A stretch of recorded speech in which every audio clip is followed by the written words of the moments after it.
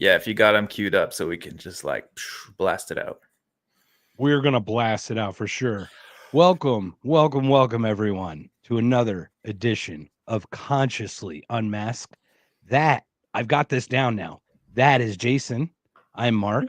So before you even start this, please follow, subscribe, drop the mask on X and on At Rumble. Drop the Right? Mask Pod on Drop the X. mask pod. Glad you know Did that. you lock down your Rumble special email address yet, or Rumble slash No, I still rumble.com have a slash? weird combination of letters and numbers, Okay. but You yeah, can do that now, right? You're big enough. You're I'm big big in enough. yeah, you got 20 followers, man. I think you'll need 20. Hey, Rumble. I have like 50. Let's Yeah, I know you got 50, but I'm just saying you only need 20. they're And by the literally way, dozens. please follow us as well. Please follow both Follow slash Mark all the letters, drop the mask. at Mark Sean Pulse on X. Is it the same or is it Knocked Conscious on Rumble? It is rumble.com slash knocked conscious, please, if you will. But Mark Sean Pulls does give my main channel, which has like 3 sub channels or something, but it all combines. But this is the big thing, everybody. Jason has eclipsed 50. I'm at 80. We need to get to 100 because we need to start getting on the Rumble and starting getting in their algorithm so we can share these messages of freedom, liberty, all these great ideas. As soon as we get there, we're going to be subscribed as premium members, and then at least we'll get just more of the message being spread, because we have done nothing monetizing this or anything. We're just trying to get the message spread, and it's happening. I can see a change. I don't know if you've seen your numbers. Yeah, increase. They're going up, surprisingly. I don't know why anyone wants to watch me, but hey, if you guys like it, I'll keep doing it. Well, yeah, and we love to have it. We are so grateful that people are coming on. Once again, today we have a special episode, as we do every now. It's Mondays now, Mondays at 8 p.m. Eastern because of the time zone, 5 o'clock Arizona time. Jason, what are we talking about today, my friend? Hey, just one aside before we get into that. I feel like you have a great name for a show. Like, I know it's Pulse, not Pulse, but it could be like The Pulse with Mark, something like that. It's funny. I was actually going to call it The Push with Pulls. Oh, wow. That's good. Because I was going to push people, right, on their questions, like The Push. Yeah. Oh, yeah. Man. Okay. Well, thank you. I that's kind of like that Mock the Week. We were talking about the Mock the Week thing. We were kind of playing with that. Yeah. Like, I was going to do Mark the Week only because the name was the same, but then it was like Mask the Week, and it's all these different things. But like, I just want to have fun with stuff now. I think you and I are having a really interesting way of doing something. It's obviously blends into the politics and the other messages we have, but these are like general concepts that help us understand and navigate through the world better. And I think it keeps us sane too. Sane or insane. Some days it's one or the other. Yeah. We can't do politics every day, man. No. Every day. But did you see there's some libertarians doing a game show type thing? Have you seen that? I think they did. Are You Smarter Than a Politician for the last few weeks? But yeah, they do a live thing. They get a panel of people on there. We got to do something like that. Yeah, that sounds like a lot of fun. I think what's happened, and once again, to everyone who's watched yourself and me, it's because of this collaboration that it's totally jumped. I can tell you. Last month, I had 216 people on Rumble, whatever those verified ad, whatever. We're not even the full month in here. I have 388. So it's like 170 more in 1 month. And it's clearly from the, I hate to say work, because like it's kind of a passion project for both of us, but it really is the work that you and I have put into like making, like curating messages and like ideas and trying to keep them structured in a way that's just not like this sucks and that blows and blah, so thank you for helping us do that, because I'm really seeing a growth in that. Oh, we put in the work, it's the best show. That's the worst thing ever. Yeah, man, I don't want to just shoot the shit. I mean, I like this to warm up and stuff, but some people go on and they just blah blah blah blah blah. Oh, did you see that? Blah. Okay. No, man, we got structure here. We got things going on. We have to do a theme. We don't want to waste your time. That's what the friends are for. The friends are a bullshit session, right? But we're well past that. So now we've got 10 people on, man. So let's start with the show, my friend. Speaking of not wasting your time, we're going to talk about IQ today. That's the main theme. But before we get there, something we had to bring up because it's been everywhere. Tim Walz, he's been making some noise this week. There's a clip, I don't know, I'm sure you guys have seen it, where he was making some speech and he's like, I set an alert on my phone. When Tesla stock goes down, it gives me a little boost throughout the day. That was around everywhere. First of all, I mean, just fuck you, man. Like, it's not just Elon Musk. I get that you hate the guy, but you're playing with people's like their money, their livelihoods. Like everyone's 401k probably has Tesla stock involved in it. So it's not just hurting the one guy, you know? By the way, it wasn't just Tesla stock that was down. It was everything. The whole market was down. Bitcoin was down. And also the next day after that thing, Tesla just shot right back up. He was like, oh yeah, it's 225 and dropping. And then it bounced right back up. And I checked today, it was like almost 280. So it's right back up there. Maybe he had some kind of reverse psychological effect. I don't know. Or is that just normal market fluctuation?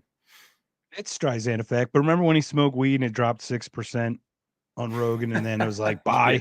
Because you knew the positive backlash from that was going to be bigger than the 6% loss. Not only were they going to make that 6% back, but you knew that was going to have a net positive effect, because the stock market is some kind of, it is psychological to some extent, right? To some people, right? Especially the people that don't know it very well. It's very psychological. So it is interesting to watch that. But my mom calls me this morning. She's like, do you have $10,000?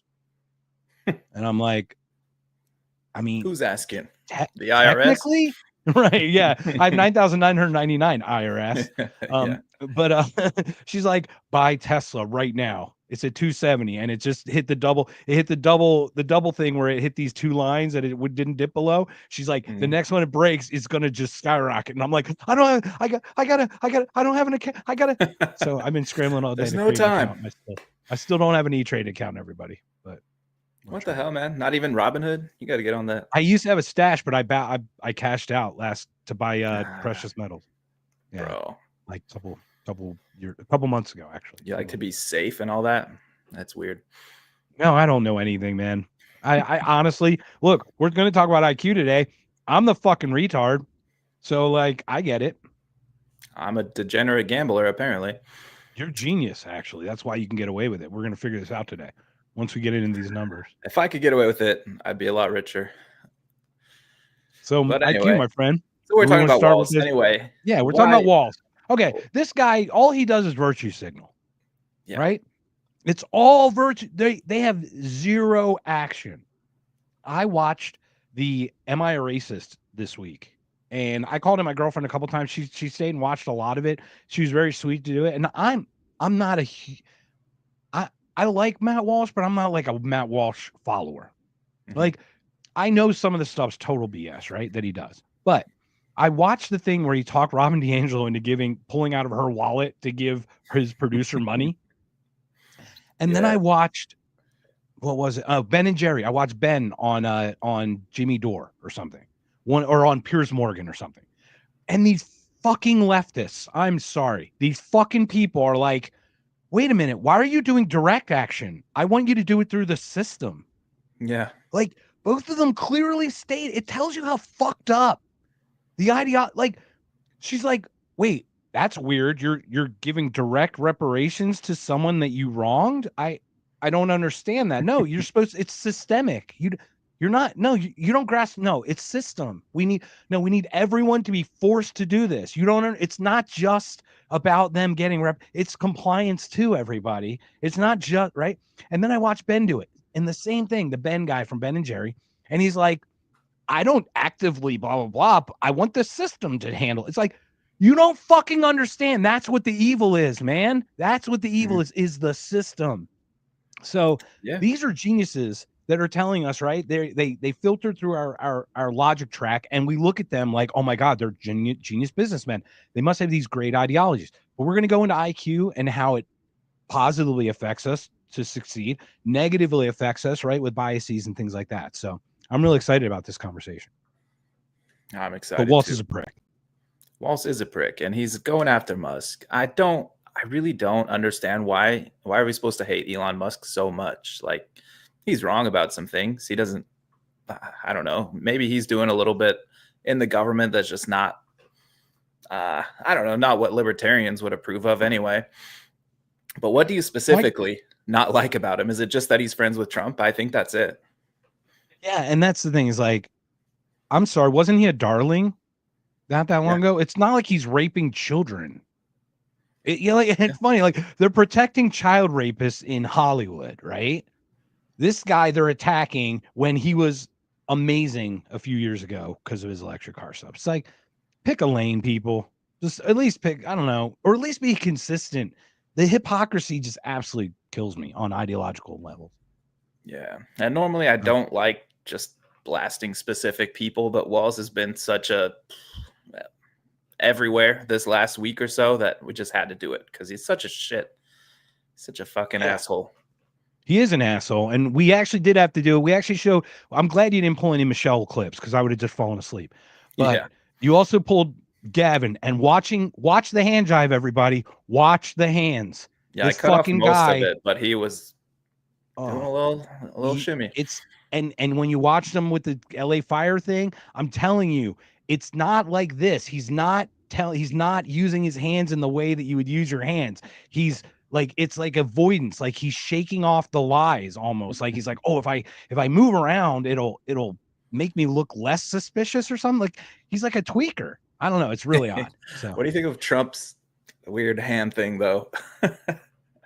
With the 2-hand jerk off? No, not his dance where he's just he's talking. Yes. It's like, yes, we close it down, with what he's saying. Funnel it down to the middle. Yeah. It's the best ever.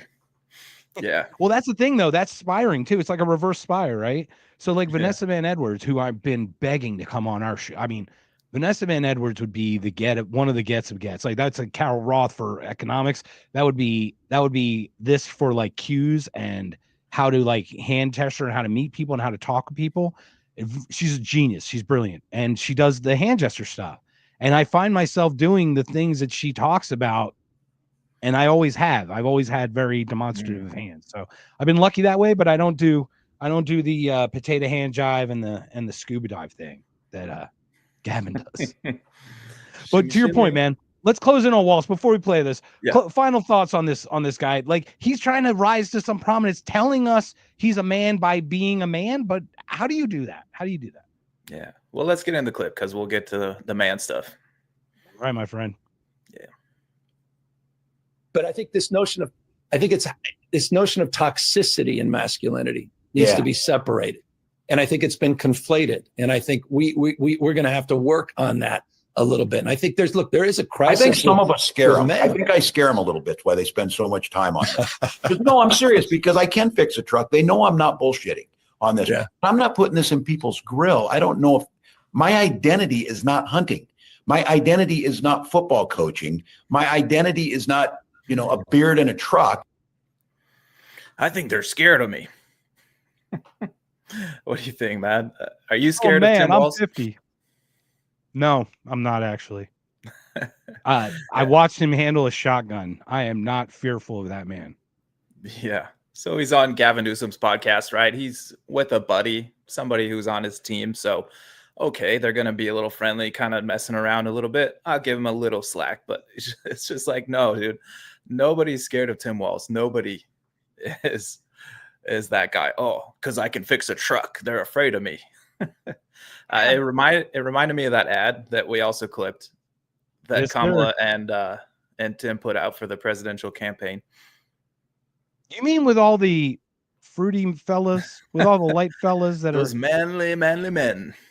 The one that gets me. Okay, before we even look at that clip, there's one that always sticks out to me from that commercial. You got the fat dude who works on carburetor or eats carburetors for breakfast. You got this other guy. You got this like really fit black dude who braids the fuck out of people's hairs and shit. And you got all these other things.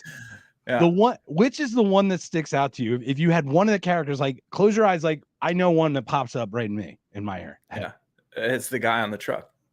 There's the guy in the truck. Okay, mine is the guy who sits sideways with the orange shirt. Yes, on the truck. Yeah, so he's the rare ribeye, and he gets the full-throated endorsement, my friend.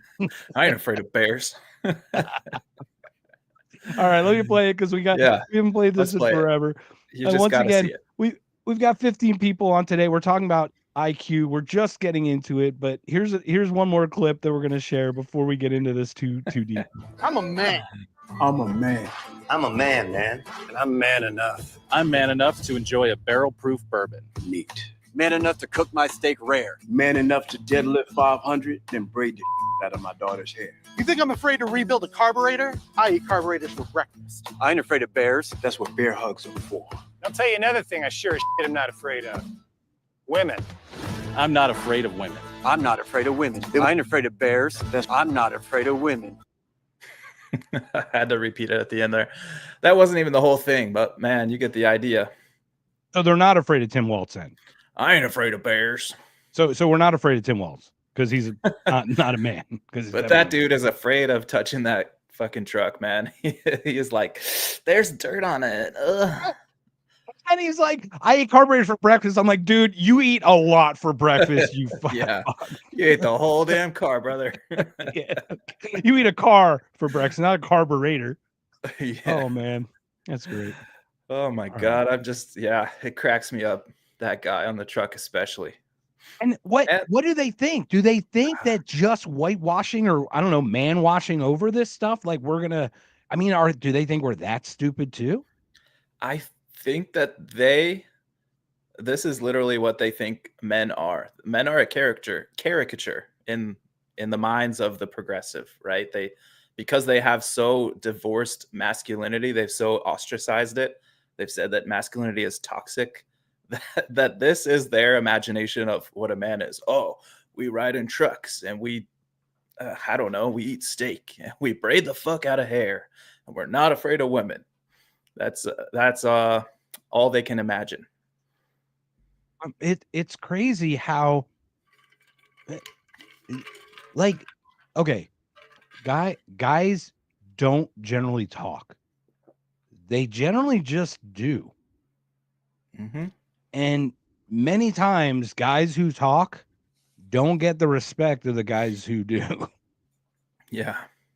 It's just like they just don't.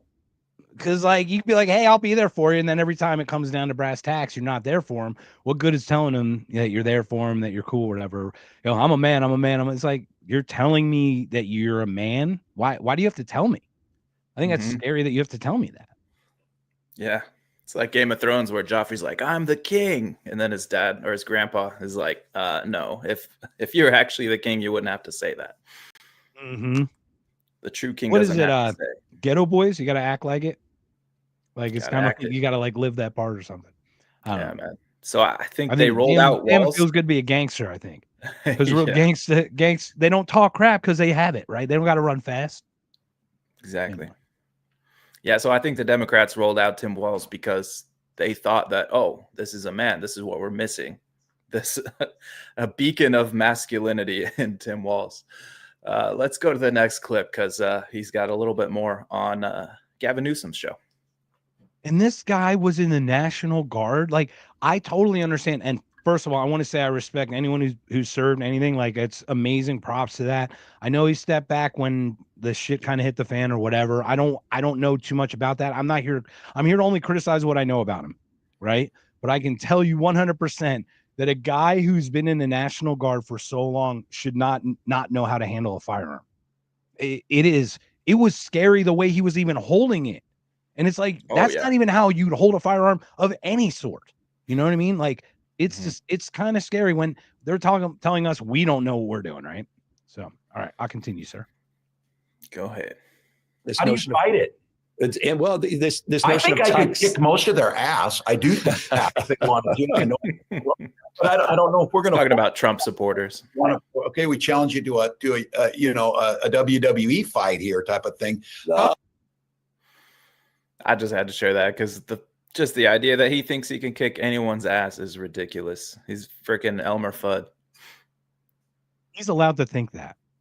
Everyone who fights and goes into a fight should think that. There's no way on God's green earth anyone should tell anybody like that should tell anybody that they're afraid I'm going to kick their ass. Do you see Joe Rogan walking around going, I know people could come at me and I'd kick their ass? No, because no one would fuck with him because he would kick their ass if they came at him. That's why that happens. You know what I mean? Even though Rogan's like 5 feet tall. Right. And once again, I'm sure the dude's tough. But you have to tell me that. I mean, telling me is like challenge challenge accepted. Now we're gonna find out how tough you are, buddy. You just told me that you're tough. Let's find out how tough you are, right? Like that's how that game's played, right? Exactly. Yeah. Yeah, man. It's funny he says WWE. Donald Trump was in WWE. Actually in WWE in the 80s, right? Yes, yeah. But that's very real. What Tim Walz is doing is totally fake. 100. I got one more of Walz, just a real quick one. Just he's got a new outfit. I don't know if you guys have seen this out there, but yeah, it's pretty nice actually. All right, give me 1 second. I'm pulling it up. It is a nice outfit. Look, very nice. New outfit. Look at this. Yeah. Oh wow. Oh my Lord. Oh, gorgeous. There we go. There we go. All right, here we go. Mistake of wearing my brand new Hoochie Daddy shorts today. And I've been catcalled 17 times. Like, hey boy, what that pee-pee do? I don't know. It pees. It's small. I'm sorry, man. I had to throw that one in there because the resemblance is uncanny. It's uncanny. I think we can groom him to be the new Sean Parash for Tim Walz. I know I sound a little like Tim Walz when I say they're scared that I can kick their asses. I can even work on carburetors, and even just because I'm a coach of a football team thinks that I can be a tough guy. I'm working on it. I'm working on it. Is that also is that the only car part that they are aware of? Like everything's a carburetor. Everything's a carburetor. I'm like, dude, you got EFI now. What do you do about EFI? Yeah. How old's your car? Oh, it's past 80, like 89. Okay, yeah, you don't even have a carburetor on there. So. Right. No. Yeah, I'm glad. What car is it? Okay. Also, an aside before we move on. I watched a CNN news article where the woman who has a Tesla was called a Nazi a-hole in a parking lot. And she traded her Nazi mobile from Elon for a Mercedes. Volkswagen. Oh. No, yeah, exactly. One of the three. There's only three that the actual Nazi mobiles. Mercedes, Daimler, right? Mercedes, BMW, and fucking Volkswagen. And these people are actually trading in their Nazi a-hole Elon Teslas for actual Nazi mobiles. It is the most uncanny thing. These people are not real. They're not real. And we'll get into it, obviously, because the IQ thing. These people are they're just too smart to be stupid. I don't know. Yeah, it's almost unbelievable, right? There's some effect that we'll get into, but it seems like there's a grouping of some level of intelligence around those kinds of people. I don't want to give anything away, so I'm leaving it vague on purpose. But why they thought this stuff was good, why Walz thinks this message is good, why did they think that was going to pull people in? I don't know. I think maybe it proves that there's an actual limit to intelligence in humans. And I think we're going to get into it today, because the point is, it's like, do you really think everyone who has this ideology is dumb? No. I can't say that, because everyone's functional. You know what I mean? We're all functioning through society, have jobs or whatever, working through. So it's funny though, but how do they think this is going to work? And I think they're going to work the way we're going to see the biases play out, right? Through IQ. Yeah. I think a lot of them are actually very smart. They have blind spots like everyone, you and I do too. We all have blind spots for sure. Yeah. Smart so we're talking about, yes. Well, it depends how smart. If you're smart enough, you know that you're a freaking idiot. But we're talking about intelligence today. So one thing that got me interested in this is that for a while, for several decades, intelligence, as we measure it, seemed to be going up steadily through the generations. People are getting smarter. 3 or 4 points a decade, something like that. Correct. Now that appears to have slowed down or completely stopped. and regressed in some cases. Yeah, sorry, slowed or actually reversed. Yes. Yeah. So we know there's always a variance in people's intelligence. We know that measuring it is difficult. There's not probably one real good way to measure it, but the tests we have do tell us something, I think. So that's why I'm interested. I don't know if that's your case, or why did you want to talk about this today? Well, there's this book called The Bell Curve, and it is very controversial, and people started looking at IQ as a thing, but the problem was different races had different ranges of IQs. The problem with that was people thought, wait a minute, are you saying that this race is average stupider? But it's like, no, remember, these are like crossovers of ranges, people. There's more IQ difference within a race than between the races.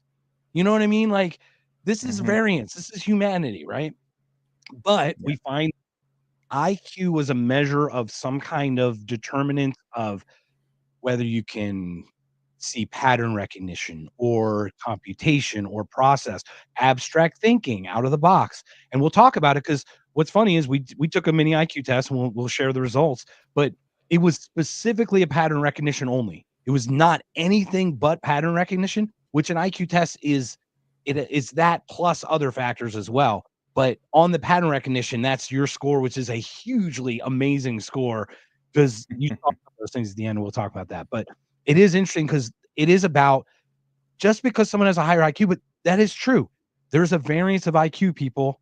And sometimes people do not grasp. They cannot understand what you are telling them. And when you look at some people, they'll use analogy to try to like simplify an idea.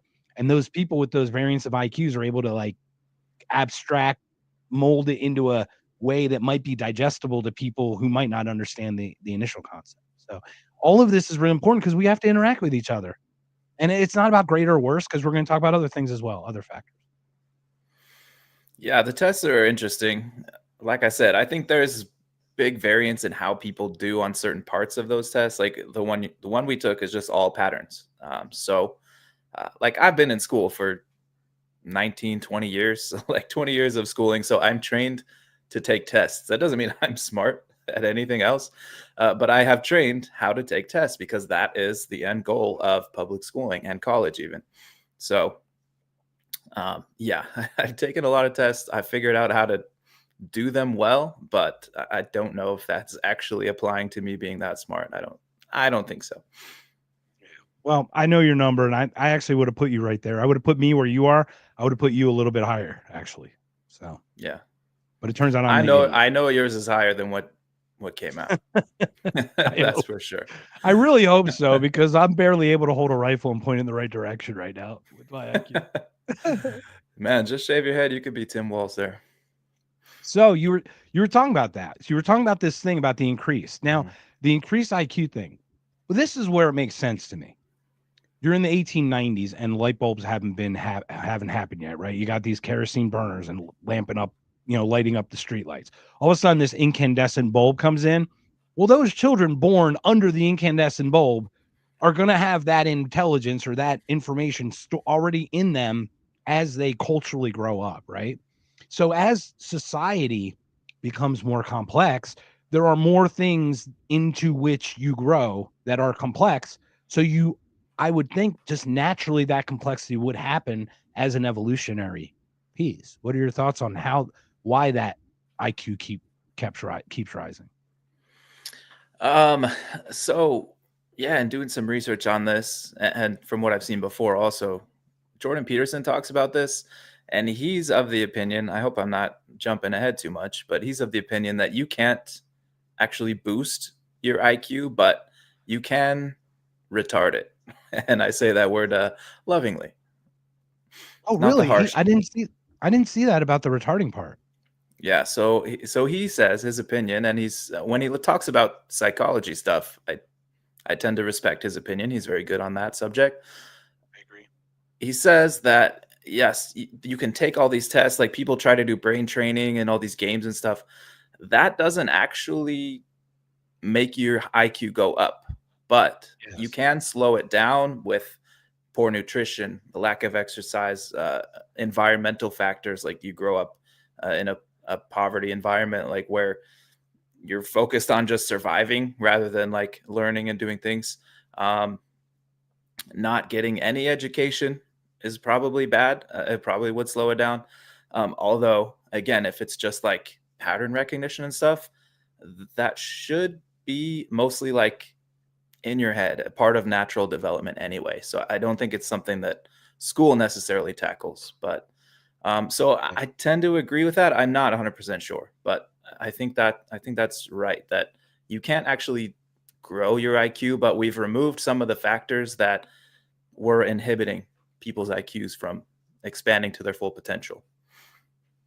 Yes, I think it's a great point you were making, and I apologize, I didn't recall the exact clip, but now I do. It was about him saying you just get good at playing the mind games, the brain games. You don't actually improve the actual functionality. But I would argue that that does keep the brain, the blood flowing through the brain, like keeping it active, like exercising, like going for a walk, right? I wouldn't say it directly affects the IQ. I think the IQ is a thing, right? Like a kind of a fixed thing. It's probably in your genetics of some sort. But you know, it has a little bit of cultural too, obviously, with how you grow up. If you grew up with like getting to play with little things, you probably have good aptitude of mechanics, right? How like, and that's part of the IQ function too. It's not just pattern recognition, but it's like, if this pulley's going this way, what's the direction that one goes? What's the direction, what direction's that gear turning? If this third gear is turning that way, you know, kind of thing when they all touch. So it gets to be really interesting in that way as well. But to your point is like, yeah, the IQ thing is, I think when it comes to pattern recognition, I don't think you can learn pattern recognition outside of your ability of pattern recognition. Like, because it is abstract. There's an outside the thought. Like some of those patterns that we saw at the end there, I was like, my head just, I couldn't even. I had no idea. I'm like, there is nothing here. This is fake. I think they threw some fake ones in there. But yeah, you can get better. You can get better at doing those tests. Like once you start to see how those patterns work, like if you take it and then somebody shows you afterward, like, oh yeah, this is how you do it. If you took it again, you'd be better at the test, right? But does that mean you're actually smarter? Not really. Yeah, exactly. So do you want me to share the Flynn effect and what we talked about, how the IQ is increased? Absolutely. The Flynn effect describes a fascinating phenomenon where IQ scores have consistently increased by about 3 points per decade throughout the 20th century. Researchers discovered that each new generation was performing significantly better on intelligence tests than their parents and grandparents. One major theory suggests that improved nutrition, healthcare, and education have contributed to this cognitive enhancement across generations. Another explanation points to our increasingly complex visual and technological world, which may be enhancing our ability to solve abstract problems. Modern life demands different cognitive skills than previous generations, potentially training our brains to process information more efficiently.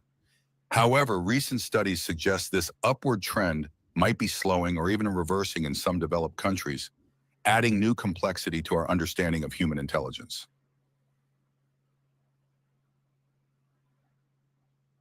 Thoughts? Yeah, so this is the Flynn effect that we talked about. Nutrition being better. Oh, man, now we're poisoning each other. But basically, if you look like Civil War pictures, like the soldier like 5'6", 5'8", dude, we got people 6 foot and taller. Like, you know what I mean? Kids are hitting puberty quicker.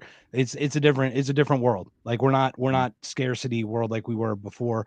That's part of it. Obviously, to your point, the food desert's totally been addressed with some kind of delivery system, and as well as the world around us has got more advanced. So you're entering a more advanced world than your parents did. Yeah. Plus, you got Alex Jones selling all these supplements. He's got super male vitality. That'll get your brain flowing, get you a little bit smarter. Exactly. So I've not been paying attention to the comments, everybody. I've been so focused on the IQ thing. And once again, once we go into my IQ, we talked about it. It's pretty low. So welcome, everyone. We've got Zach on. We've got AWOL Aaron on. We've got that Valkyrie again. We've got Valkyrie in here. Thank you so much. Anybody we need to pull up here that we need to talk about? Maybe the mechanic, something like this. Mechanic who can fix anything, let barely read. That's a real good example, right? We talk about that with IQ, right? Yes. So yeah. So we're going to get into that, Aaron, about this the specialties of that, because we're going to talk about other concepts as well. But that was the Flynn effect. So over time, it's about 3 points per decade. But to your point, we are now regressing. And if you look, we don't read and write. We don't write stuff down anymore. So some of these tactile skills that we grew up with that actually contributed to hand-eye coordination, probably to a hand-brain triggering, these things we don't do anymore the same way. So this might be affecting us, along with how TikTok works and how that rewires the brain and all these other ways that we're finding.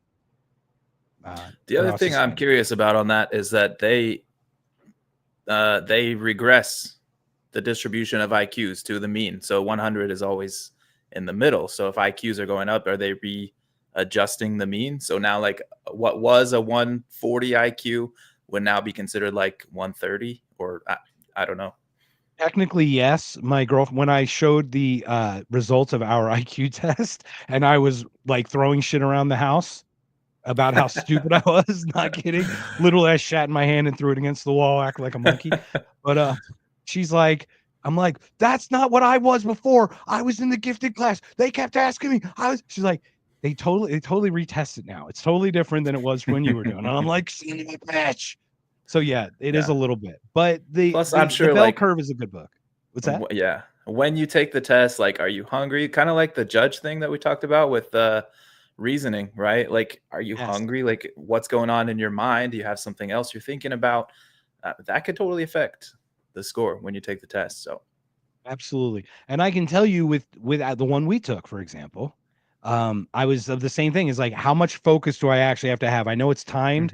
Knowing it was timed ahead of time really helped, that I knew that I needed to get it done. Yeah. But even by the time like the 13th question, I'll be honest, was it 35 questions? By like 13, 14, your eyes start like the patterns start crisscrossing, and then you start thinking about dinner, and then you're like thirsty, and so yeah, right. Is, I gotta pee. It's not excuses, man. It's not. We all went under the same conditions. It's not like we were under duress taking the damn thing. But there were factors, to your point. If we were, Yeah, exactly. So I mean, but we are seeing evidence of decline, like real evidence. So like some stats I pulled, Norway found that IQ fell 7 points per generation after 1975. That's a huge drop. Denmark and Finland and the UK had similar dips, about 0.3 points per year. So after 10 years, 3 points a year, or 3 points a decade, sorry, in young adults. So they're adjusting for the age. And we don't really know why. Like, there's all kinds of theories. There's a million factors that could be in play. So we can look at some of them. Like, what would you think? Like, just off the top of your head, what would you think is causing this? The benefit. Okay. One of the benefits of, I hate to say school or history or whatever, is like memorization. When you have every answer at your fingertips and you're not required to memorize. Remember that game of memory? There's got to be some pattern recognition there. There's some, where it's located, spatial, right? Where it's located on the board, things like that. I would think a lot of those things get less utilized. So dates, you don't have to memorize. Yeah, we hated memorizing dates in school. It was the stupidest thing, but it had to have triggered some part of the brain. I'm not saying positive or negative, but I'm saying it's part of the total grouping of what your brain is capable of doing, right? It's like it could access that part. And I remember these kids are now like, I can just look stuff up. Why do I have to remember anything? And I think that almost turns you off to like wanting to even absorb information when you get it, wanting to like share it, because you could just look it up anytime. So I think it's almost a convenience thing. So the technology factor. Yeah. Yeah, I think that's got to have something to do with it, right? Like, we've got internet, we've got attention spans are way lower. You don't have to memorize, as you were saying. But even that, I think you could train. Can you train memorization skill? That's got to be something you can get better at. Yeah. You can enhance memorization. But I and once again, is is memorization even technically part of IQ? If I knew the answer in my head, just seeing a question and I know the answer, I had to memorize that answer. Like I didn't process that answer, right? Like it's like I just know it before I even see the, you know what I mean, kind of thing. Even if you just look at pictures, like the memory game you're talking about, where you flip 2 cards over, okay, those don't match it. But you remember, if you can remember where all those cards are, that's like, I think that would be a sign of high IQ, and maybe something that you can't really train. Yeah, it would totally be spatial, and I think you can train. I mean, I think you can sharpen the skills. I don't think you can go up like Jordan Peterson saying, I don't think you go up a variance. You know what I mean? We're talking like you're not going up 5 IQ points over that. But get a couple, if you have, but the thing is too, remember IQ is a potential. If you don't access those IQ points, if you have them in, like, and I don't mean IQ points like the points, but I mean like the access, the certain parts that make up the IQ, they atrophy anyway. Like they have to be they have to be used, right? That's true. So maybe the use of memory, just playing the game or having to memorize for people with higher IQs, the activation happens more often. That would make sense then with what we talked about before, where it's like you're shaking off some cobwebs, you're bringing back something that you maybe regressed on, but you still have kind of a cap where that's just who you are. I think, as far as I know, I think that's true. As far as everything I've read and seen, psychologists tend to agree that there's not a whole lot you can do about raising your cap of IQ. And to be clear about that, everybody, that's not anyone's fault. It's not like anyone's better, the number's higher. Okay, yes, but there are certain things that come with that. So it would be so nice for people to not be like, I have an IQ, you're a moron, I can control you, as well as the people who unfortunately aren't gifted with a certain IQ to be like, you know what? I might need some help understanding certain concepts that I just can't grasp, even though I think I know them. Yeah. It might be your parents' fault for whatever they did to you while you were in utero. I want to talk about it, bro. I won't talk about my parents. I love my parents. They're great, but I don't want to talk about it. We won't talk about it. I got German parents, man. You think I was ever right? Come on. Yeah. Well, so there's also more evidence of the decline. Educational outcomes are going down. So test results, I know there's always issues with these standardized tests, but the results are going down. They're either flat or declining in the US and Europe. Math scores are dropping. Literacy in the US especially is just way down. I don't think that's because of IQ, but we could talk about that. Let's do it. Let's cut in there now before we continue. Okay. We certainly know. Okay, math and reading scores. Yeah. Please. I have a feeling I know where we're gonna go with this, but let's do it because it's part of it. Well, the schools suck. That's pretty much it. COVID, right? Also COVID recently. I mean, they've gone consistently down, but we're seeing the government, like, education sucks. Yeah. But even before that, they were going down, even before COVID. Yeah. Yes. And the problem here, once again, the message I think that you and I want to share, the government does not make things better. Mm-hmm. They do not. It's okay, but they do not make things better. Do not look to them to substitute your parenting for a child learning.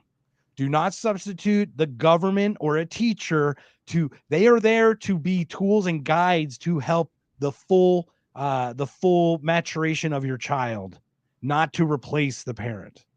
And my concern, what I've seen, I'm not a parent, so I'm not here to criticize parents, but I think it would be very easy if the state came in and said, I can help take care of that for you, that I would be like, okay, I'm sorry, I probably would, right? You can't let that happen. We need to always fight that giving up of our personal control over our knowledge, our education. So just as an aside, one other thing I didn't think about nutrition wise, sugars. I'm wondering if obesity and the sugar issue, that it's not the brain bleed issue, the brain barrier, blood-brain barrier, all those issues about learning. I'm wondering if those are also effects. I might put that at number 1. I don't know. We're going to see. We're going to look through a few more examples, but that might be the biggest indicator. are the biggest cause. Why these scores are going down? Because yeah, schools, like, we spend so much time in schools. Kids in the US, I think, spend more hours in school than any other country. I think we spend more money on schools than any other country per student. So like, spending more time in schools, throwing more money at schools is not helping. And part of that is just the encroachment of, I'm using big words today so people think I'm smart, the encroachment of just these bullshit ideologies into schools that everyone knows about, the woke stuff, the, talking about, oh, we have to love transgender people because they're special and blah, blah, blah. Like, okay, what about 2 + 2? Can we do that? Can we read? Like, people can't even fucking read. What are we doing? Yeah. And we can go in a slight of the DEI thing. I mean, diversity. I heard something very interesting about it, and it makes total sense. When countries are their own country and aren't a mishmash to the extent that countries have become mishmashes, that's real diversity. Like, I can go on a flight and I can go to Brazil and it's Brazilians, man. It's not all one homogenous group of people. It's Brazilians. It's not like everyone from all around the world, the same gray people, you know what I mean? Or whatever. I don't know. But it's something about that cultural stuff. Like, there is a nationalism. Like, I grew up an American, and part of the libertarian ideology for me, the freedom stuff, I think the libertarian stuff is an American ideology, but America is also a nation. So it's like weird that we dance this thing of the country of the nation and the kind of ideology of the freedoms, right? So we're just lucky to be here. But yeah, diversity, I think DEI stuff, that did it too. Like, look at who's they're failing upward. All you see is failing upward, all across the board. And when it's okay, I would like to think this. We should look at the number of politicians, and if we really want to go into race, look at the percentage of the population to the percentage of that race within a political organization, for example. Like, if white people make up 50%, then 50% of the politicians would arguably be white, correct? Like, that just seems normal. I don't think that's the case, though. And I'm not saying this isn't a white black thing. This is not about that. It's not about that race thing, but we've talked about even IQ with races and things. And like, diversity isn't always the strength. It can actually hurt us in a negative way. Yeah, it reminds me of that Louis C.K. joke where he's talking about some guy like going to China and he's like, wow, look at all the minorities here. Just like, fuck, man. Yeah, diversity's fine, but who cares? Yeah, exactly. And that's the thing, is like, it's not about shunning people who want to be part of that. You know what I mean? Because like, to you and I, the ideology, like, my parents are German. They came here because they believed in the America thing. They really they wanted to strive. They wanted to thrive. You know, my grandfather dragged my mom over here, so I get it. Anyway. Yeah. Anyway, we got a little off topic, but what were we talking about? Schools. So yeah, so in addition to sugars, sugars in schools screwing us up. Schools, man, now I don't know what's number one for me. I think it's a tie between schools and bad nutrition. Well, schools have food programs too, so we can it's kind of a double whammy, right? So they implement the bad nutrition. Yeah. Right. Remember Ronald Reagan, I don't know if you remember this, but in the 80s there was a budget shortage about food program. Ronald Reagan born in made 87, so I don't. Fuck you. Fuck you. I think he implemented this before 87 even. You son of a bitch. But basically, and you can look this up, everyone get on the Googs right now. 50 people. All right. Welcome everybody. So what's up?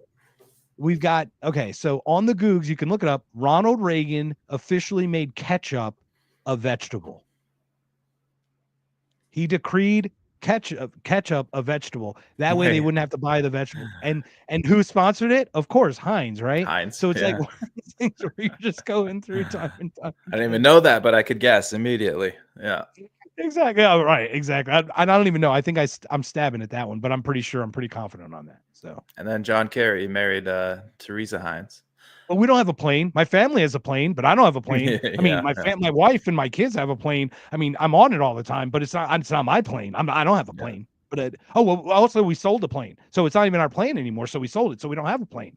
We just rent it back and have private flights. That's all.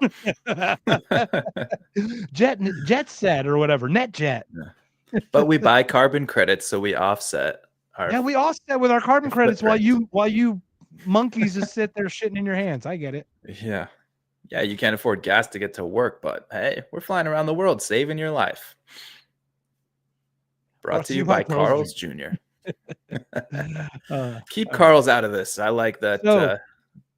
Superstar burger. I know the famous Star is Superstar is the best hangover burger.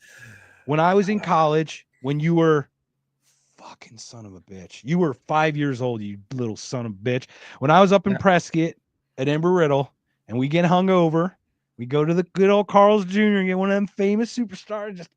It would be remember it was all globby and the ketchup, it just like makes such a mess. And now I've had one recently. Man. It's Can we take a pause, man. I've had one go recently. to Carl's Jr. real quick? Yes. Maybe that's where we should meet. We should maybe do a podcast from the Carl's Jr. That's the closest between us. I like it. We're coming up with all kinds of ideas today. So we talked diet nutrition, but there is another effect, right? We talked genetics and technology, right? But then we've got this other one that we were talking about too. Genetics. Dysgenics is what they call it. This is the idiocracy effect. So talk to me about this. What is this effect? Dysgenics. Maybe we should just pull that clip, but I do want to play the clip, but I'd love to maybe have a little bit more of a. Should we do serious after? Because the clip's so good, man. It's funny. All right. I'll pull up the clip. I'll set it up while you're pulling it up. So basically, it's the idea that the people who are lower IQ and less successful tend to have more kids, and the people that are smarter are like, I'm gonna wait. I can't, like, oh, this isn't a good time. I want to advance my career first before I think about having kids. So the smart people don't have kids, and then the people that are perhaps a little bit less intelligent, to keep it PC here, they have tons of kids, and those kids multiply, and those kids multiply, and it goes on until you've got 1,000 offspring from one line and maybe 5 from the other. That's smart. So it could be that this has an effect. Very well. And then before I forget it, please get me back on track, but also inbreeding with monarchy.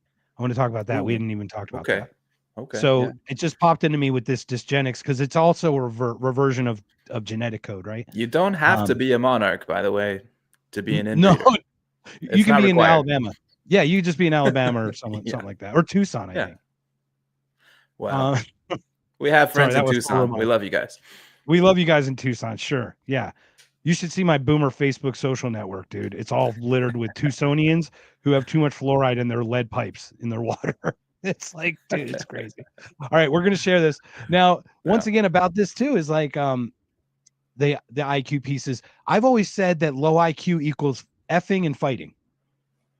It's just a weird. I know that sounds very base, but like when you think about it, when you don't have intellectual overcoming of carnal things, right, and you're back in the base reptile of the brain, those two things, effing and fighting, are your two driving forces.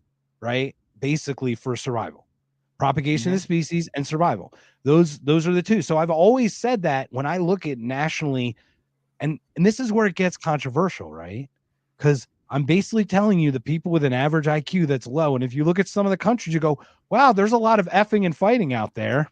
There's a lot of children dying and blowing up in those places. And you're like, whoa, this is really odd, but it is somewhat correlative.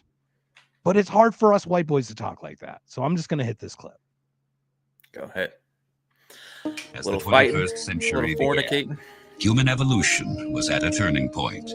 Natural selection, the process by which the strongest, the smartest, the fastest reproduced in greater numbers than the rest, a process which had once favored the noblest traits of man, now began to favor different traits. Most science fiction of the day predicted a future that was more civilized and more intelligent. But as time went on, things seemed to be heading in the opposite direction, a dumbing down. How did this happen? Evolution does not necessarily reward intelligence. With no natural predators to thin the herd, it began to simply reward those who reproduced the most and left the intelligent to become an endangered species. Having kids is such an important decision. We're just waiting for the right time. It's not something you want to rush into, obviously. No way. Oh shit, I'm pregnant again! I got too many damn kids. Thought you was on the pill or some shit. Thought you was on the pill. Zach said low IQ people don't know how sex works. That's not true. Low IQ people can have sex. Works. That's why they have babies so much, because they don't know how sex works. They don't have to know how it works. They just do it. Even monkeys can do that, but they can't find the clitoris. That's the hard part. No one can find it. It's a mystery. I'm sorry. That was just a total aside. That's what I was told. I was told it's impossible. Yeah. My girlfriend reassures me every time. It's okay. You're not supposed to find it. You're not supposed to. Thinks it's at the bottom. But I thought you were going to play the whole clip. But if no one saw that, once again, everybody, go on the Googs, type in Idiocracy intro. Go watch the movie. Watch the rest. It's good. And it is so good. And Mike Judge, once again, when you talk IQ, he literally saw a future and made a movie that we are actually living. Like 15 years ago, he made this movie. And you couldn't guess that it would have accelerated this quickly to this level. Yeah. And he's literally we're living it much sooner than he said, because that was what, like 100 or 200 years in the future. Yeah. But it's like 20. He saw that pattern and where it goes, right? And that's the thing kind of we were talking about is like, I was talking with Aaron about it, AWOL Aaron, on Thursday, is like, if you can't see 3, 4, 5 steps ahead of when you push this, that goes there and this goes that, and that has cause and effect, then you're just chasing the next problem that your reaction does. And that's what government is, everybody. Once again, message learning. Every 4 years or every 2 years it changes. So you never get consistency. Then why trust it when you don't get that stability and consistency? This is why I know it keeps coming back to the ability, the ability to be able to look ahead more than one step, one variable. It was like the COVID stuff. Like, we got to do everything we can to stop this virus. It doesn't matter that we're going to starve millions of people by shutting down food production. Like, that's how they think, and that's low intelligence thinking. That's what you get in government. It's one variable. They don't think ahead. They're not even incentivized to think ahead even if they could. So this is what we get. Great example is masks. Hey guys, let's wear masks. Is it an airborne virus? Yes. Has an airborne virus ever been stopped by masks? No. Let's wear masks. But it might work for us. What? Right? It's like, oh yeah, we can fail upward better than you can. You know, it's like, once again, guys, these concepts that you and I have gone into, the media, all these, like, even the simulation, all these tie back into how we process this crazy world that we're living in right now, and how we can navigate our life, how we can help other people navigate their lives, and just look at it from a different perspective than, we have to have these overlords sitting over us, because if not us, then, or not them, then who? Maybe nobody, guys. Tax the rich? No, tax no one. Like, we're trying to break all those stigmas that we have. The only way we can get what we want is by stealing it from other people. That's, yeah. So, but I don't know about this dysgenics thing. It seems like it makes sense, right? But the correlation doesn't quite line up, because this has been happening, I'd say, at least since the Industrial Revolution, right? Technology started increasing. People had more time to be educated and all that. And this was happening 100 years ago, but we only are just seeing the effect. So it could be a lag, but I think the correlation's not quite there for this. So I would put that lower on the totem pole for how much this contributes to the decline of IQ. Did you watch the Peterson clip where he said, if you want to estimate your IQ, you take the average of your two parents and actually go a little lower? No. Did you see that clip? I saw something like that, but maybe not specifically. It's part of that clip that we shared. Yeah. So everyone that we were on here. So once again, we're talking about IQ. We've got more than 50 people on, guys. Thank you so much for joining us, man. We're almost up to Mark's IQ. We're almost up. Yeah, we're almost there, guys. When you hit it, I'll hit a bell. If we hit it, I'll hit a bell. If we hit Jason's, I'll have a heart attack. It's gonna be the cliffhanger. Anyway, now I lost my train of thought.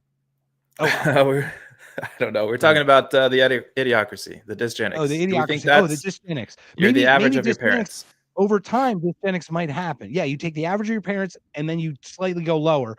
Now, some cases you do higher because the average just as a whole is higher. So if the average IQ is higher than your parents, you average and go up. And if the average IQ is lower than the average of your parents, you go down from that average. And that's what you are, allegedly. He had some general thing, but it makes sense. But ruralization, urbanization, this is what really affect. I mean, the destruction of the family is what affected birth rates, I would say, more than anything else. Once again, the state coming in, urbanization, right? When you have a farm, you have 8 kids, 10 kids. It's not an intelligence. They know how to repair farm work, like equipment. They know how to till and do these other, they're smart in these other ways possibly. And that's genetic from their ancestors who learned those trades over time, right? And we even think some memories might even be trapped in DNA, like fears, like phobias. So we're not sure, but that's a possibility as well. So when you looked at the urbanization of things, children became less and less. And the people who had higher IQ, who are the bookie smart people, not the hands people, they were the book people, they became the IQ-y people, right? In a testable way, the intellectual way. Yeah. Right. I mean, you're telling me a farmer is less capable than you? I'd say a farmer can probably do everything, repair. I think we all know like a mechanic or a farmer or somebody who does a trade like that, who's a freaking genius and is much smarter than any college professor out there. 100%. So, and that's what it is. So there is that too. And as we urbanized, we got to a lower birth rate as well. It turns out the intellectuals are the ones who urbanized. Yes. So which is a very interesting effect. It might be correlated with the testing of the IQ along with where they ended up. And with that urbanization, there's another factor or another aspect of it. Like we've protected kids a lot more from growing. And that's part of the school system as well. Like just being so sheltered, being so protected from having to think like you don't develop. So I'm still thinking that schools are number one. And part of that is parents allowing it and enabling it. I don't know. You think that's right? Absolutely. Can you rephrase that just one more time? I lost the structure of that. Gotta listen, man. I've been working so hard on learning how to talk to people. And when I do, no one even listens. Anyways, what I was saying is, now I forgot and I lost my train of thought. I wasn't listening to myself. I had it. I swear I had it. And then I caught a Zach comment, man. I'm sorry. What I was saying is that an aspect of what you were talking about is kids are too protected. So they're overprotected, sheltered, not having to think. And they grow up thinking like, you just have to focus on school. You just have to remember this math problem and you're going to get the best job ever. Or you just have to remember 1776 and the Pledge of Allegiance. And that's what we think is intelligence. That's what our education system is. It's kind of bullshit. The coddling of the American mind. Jonathan Haidt, great example. Yes, 100%. We lower test scores instead of pushing them to get better grades. Right. So all of a sudden we're now expecting less. So they're just going to live down to the expectations as well. Right. Like one of the Jonathan Haidt, if you had seen that book, once again, Coddling of the American Mind, it is an amazing book to listen to. I just did audiobook. It's so easy, but it's so easy to listen to. I've done a couple of his, real good. But basically it opens up with, once again, to your point about IQ.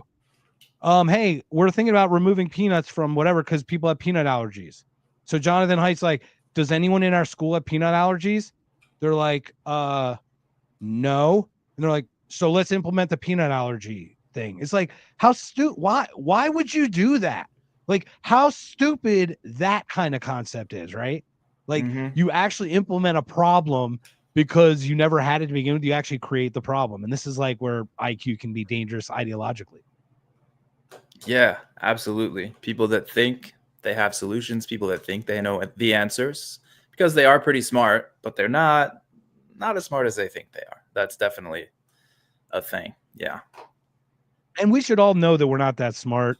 We're going to talk about Bader Manning and Martin Bailey, and we're going to talk about the Dunning-Kruger, right, in one of the future ones. Dunning-Kruger is directly correlated to IQ, everybody. It's one of these really interesting ones, so stay tuned.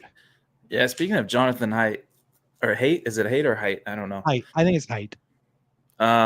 Yeah, he also wrote that book, The Righteous Mind, which Righteous Mind is the other one. Kind of explains that effect, right? It's like something I talk about all the time is like we're not rational, we're rationalizing. We think about things after the fact, the reasons why we do something. And a high IQ person, I think, is much more able to rationalize things. And that may not necessarily be right. In fact, often it's wrong because we don't know what the reasons are, you know? So well, the first podcast you did. Yeah. Go ahead. A very smart person can say that, yes, this is the reason. This is why we do this. And it could make absolutely no sense, but they're able to convince themselves that that is the reason. I can't think of a good example right now, but you know, that it's more like a lawyer, like making a case for something, just making it sound good, making it sound like it makes sense. Shapiro talk about free speech. Like, this is a great example in today's world. Let's drag Ben fucking Shapiro, please. God damn it. I'm fucking just absolutely sick of this shit. So someone digs up an old post of him, war in Iraq is good for America or something from 2005. And I just posted on Facebook, not because that's what he thought back in 2005, because guess what? I thought that in 2005. I posted it because he hasn't fucking changed because he's a piece of shit. That's why.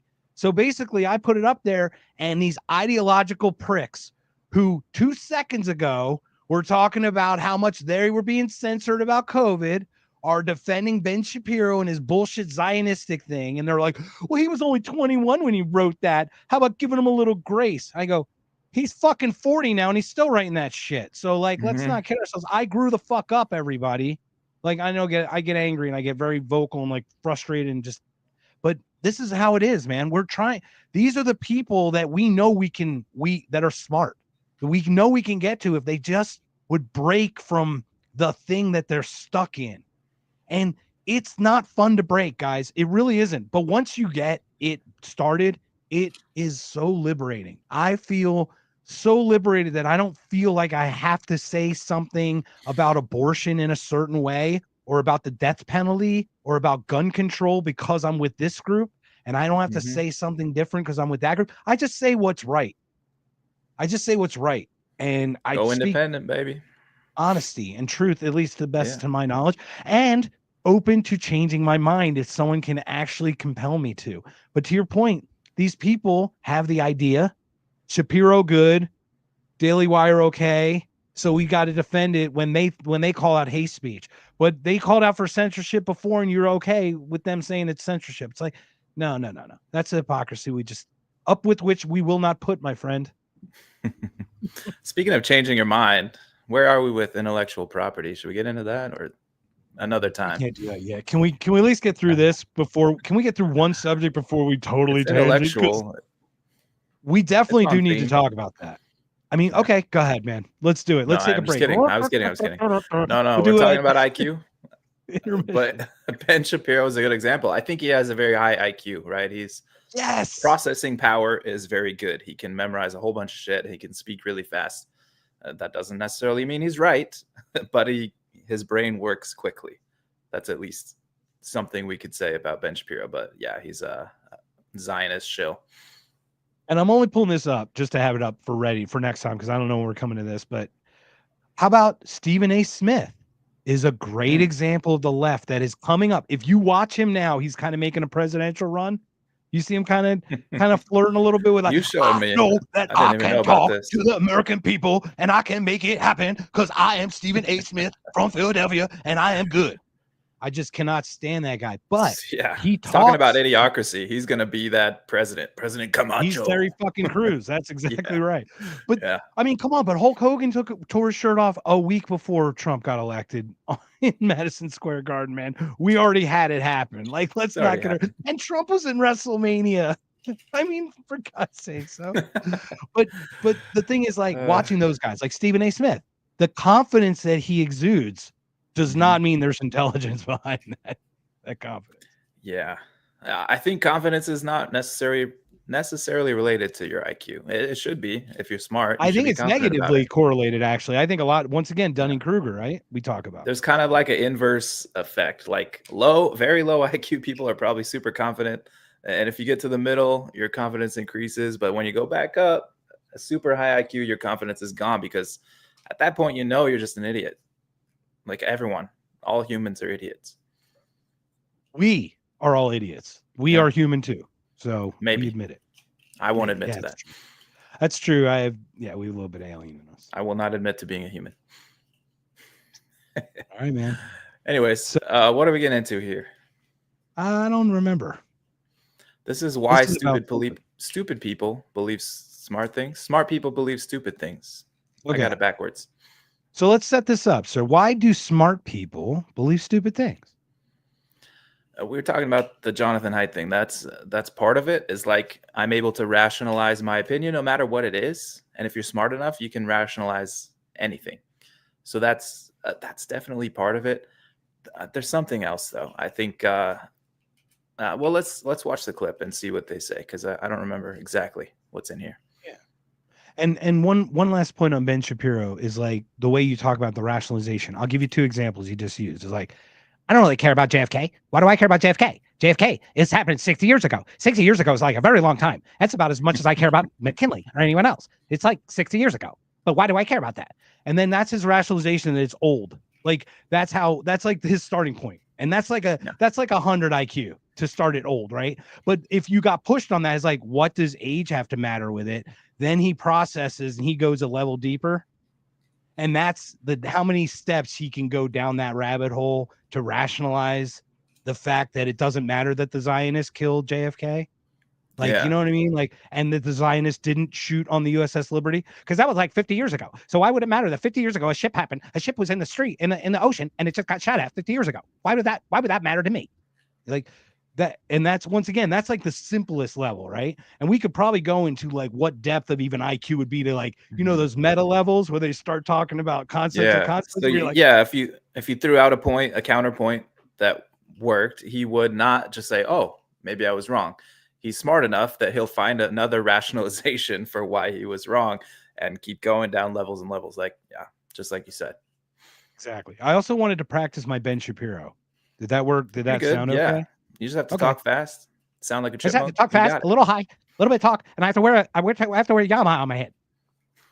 All right, so let me play this. We'll get going. You got to make your wife sleep in a different room when she's on her period. Have the oven on before sundown on Friday. I'm not going to get it. All right, I'm going to shut up. All right. In 2013, Yale law professor Dan Kahan conducted an experiment. Kahan wanted to test how intelligence affected political bias, so he measured participants' reasoning abilities with something called the cognitive reflection test. The results were shocking. The highest scoring individuals, those deemed the most intelligent, were the most likely to show extreme political bias. The smarter you were, the more likely you were to twist facts and reasoning to fit your ideology, whether liberal or conservative. And it didn't stop there. Kahan and his team found that when the same participants were given statistical data that related to a neutral topic, like skin rash treatments, they were able to objectively analyze the data. But when that same data was framed around a divisive issue, such as gun control, those who scored highest in numeracy, those who were the best at math and logic, exhibited the greatest bias. This isn't an isolated finding. In study after study, researchers have uncovered a disturbing trend. The more intelligent someone is, the better they are at rationalizing their beliefs. This doesn't mean they are more rational. It means they're more skilled at crafting complex justifications for what they already want to believe. Yeah, it's exactly what we're talking about, right?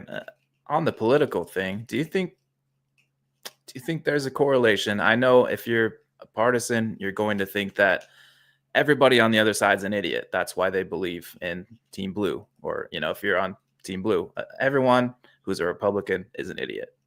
So people are primed to believe that. But do you think there's actually a correlation in IQs to which party? And let's just keep it left or right for simplicity.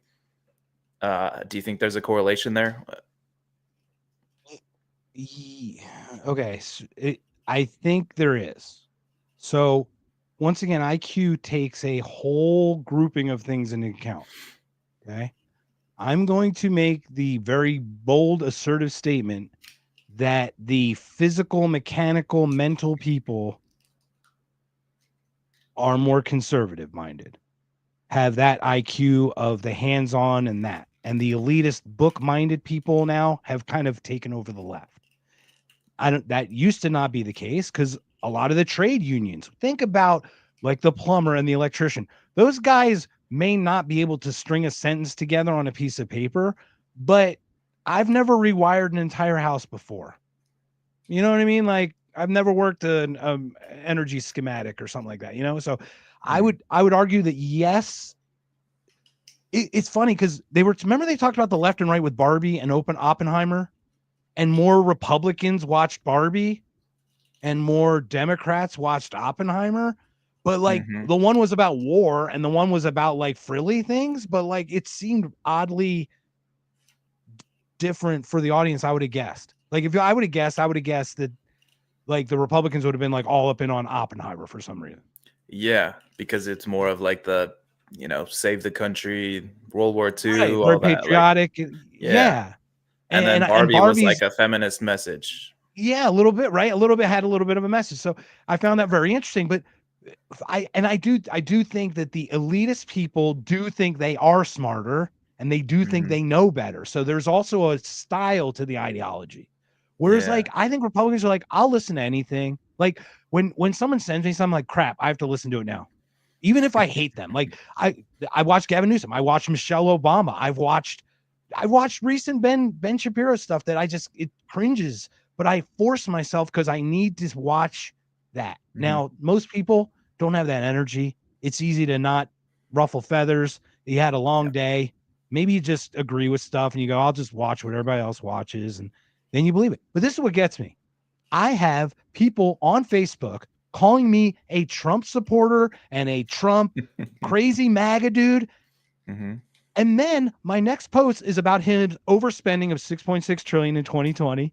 And I get a thumbs up from the same guy who just called me a MAGA Republican, who I guess if I were a MAGA Republican, I'd be backing everything he said, wouldn't I?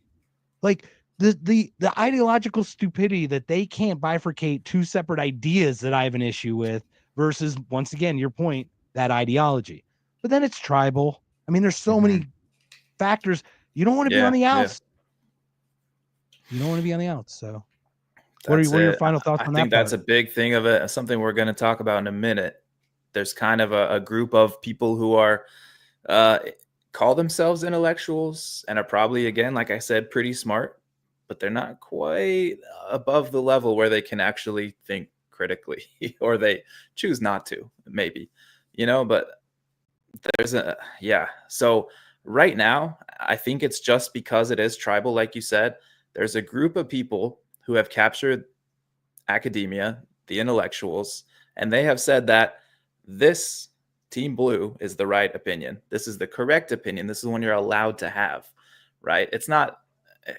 And it could have easily been the other way. It could have been, and there's some difference in personalities, I think, like you were saying, between right and left. So maybe they tend not to do that, but it could have easily been the right wing dominated the institutions and said, this is the correct way. And the people that are in that island of semi genius, maybe they would have fallen in line with that opinion just because it's socially acceptable. So there's something to that where it's like, I think some level of intellect where you're able to say that I don't need to be part of this. I don't need to be in a team. I want to experience both sides. I want to hear both opinions. I want to hear the third opinion. I want to hear the fourth. Like there's more than just two, obviously, but again, trying to keep it simple here. There's some, like Valkyrie says here, it's biology, how our brain works, cherry picking till half our brain goes gray. So you do what you're comfortable with. You do what's socially acceptable. And I don't think blue team, red team has anything to do with intelligence. They're very smart people. There's very fine people on both sides. So what do you think about that? 100%. It's like how, but I really do think the elitists think they know better. They really do. Now, yes, the thing is, I think the right thinks that God knows better. They both have some authority that they look to, right? Like, I don't want to minimize the conservative movement, but they look to God for morality, and the left looks to the statement for morality or something like that. It's kind of how it is. So the elitists just think they know better. Like, don't drink sugary drinks, don't smoke. It's bad for your behavior. Blah, blah, blah.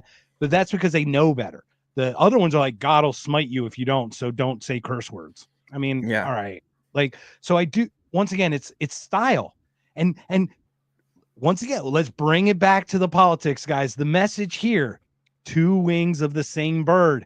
These are not different people. They are all, we are all the same people who actually live in the middle, but we're pulled to the extremes by these fucktards. And I don't even know who they are, but whatever it is, it's some real crazy ideology. And we need to break from that. That's what we need to break from. And we all meet in the middle. We always govern through the middle, though. We never govern within the middle. And that's where we basically live. Yeah. So if we actually had like a free system where things weren't pushed by the politicians, like if there really was a natural democracy, people would kind of fall into camps anyway.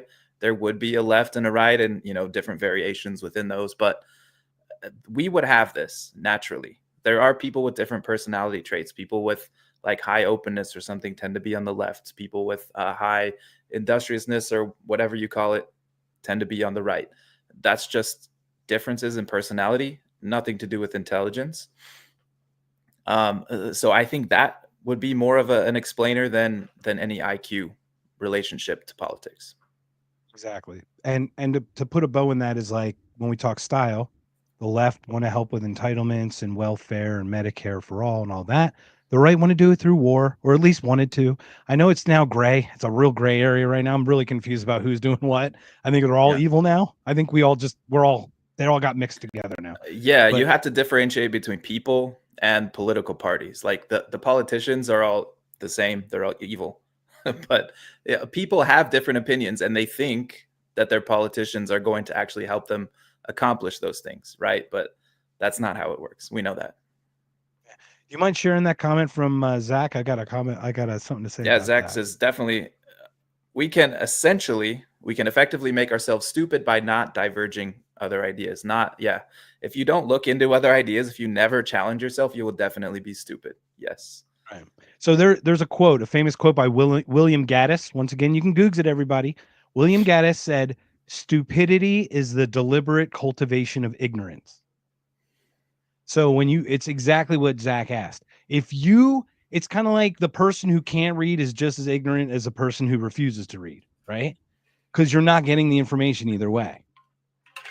So it's very interesting and this happens very ideologically. This is what'll happen. I will get into a boomer social network argument with a guy named Carlton White. I'll call him out. I don't care. He's a nice guy. But all he'll do is say stop.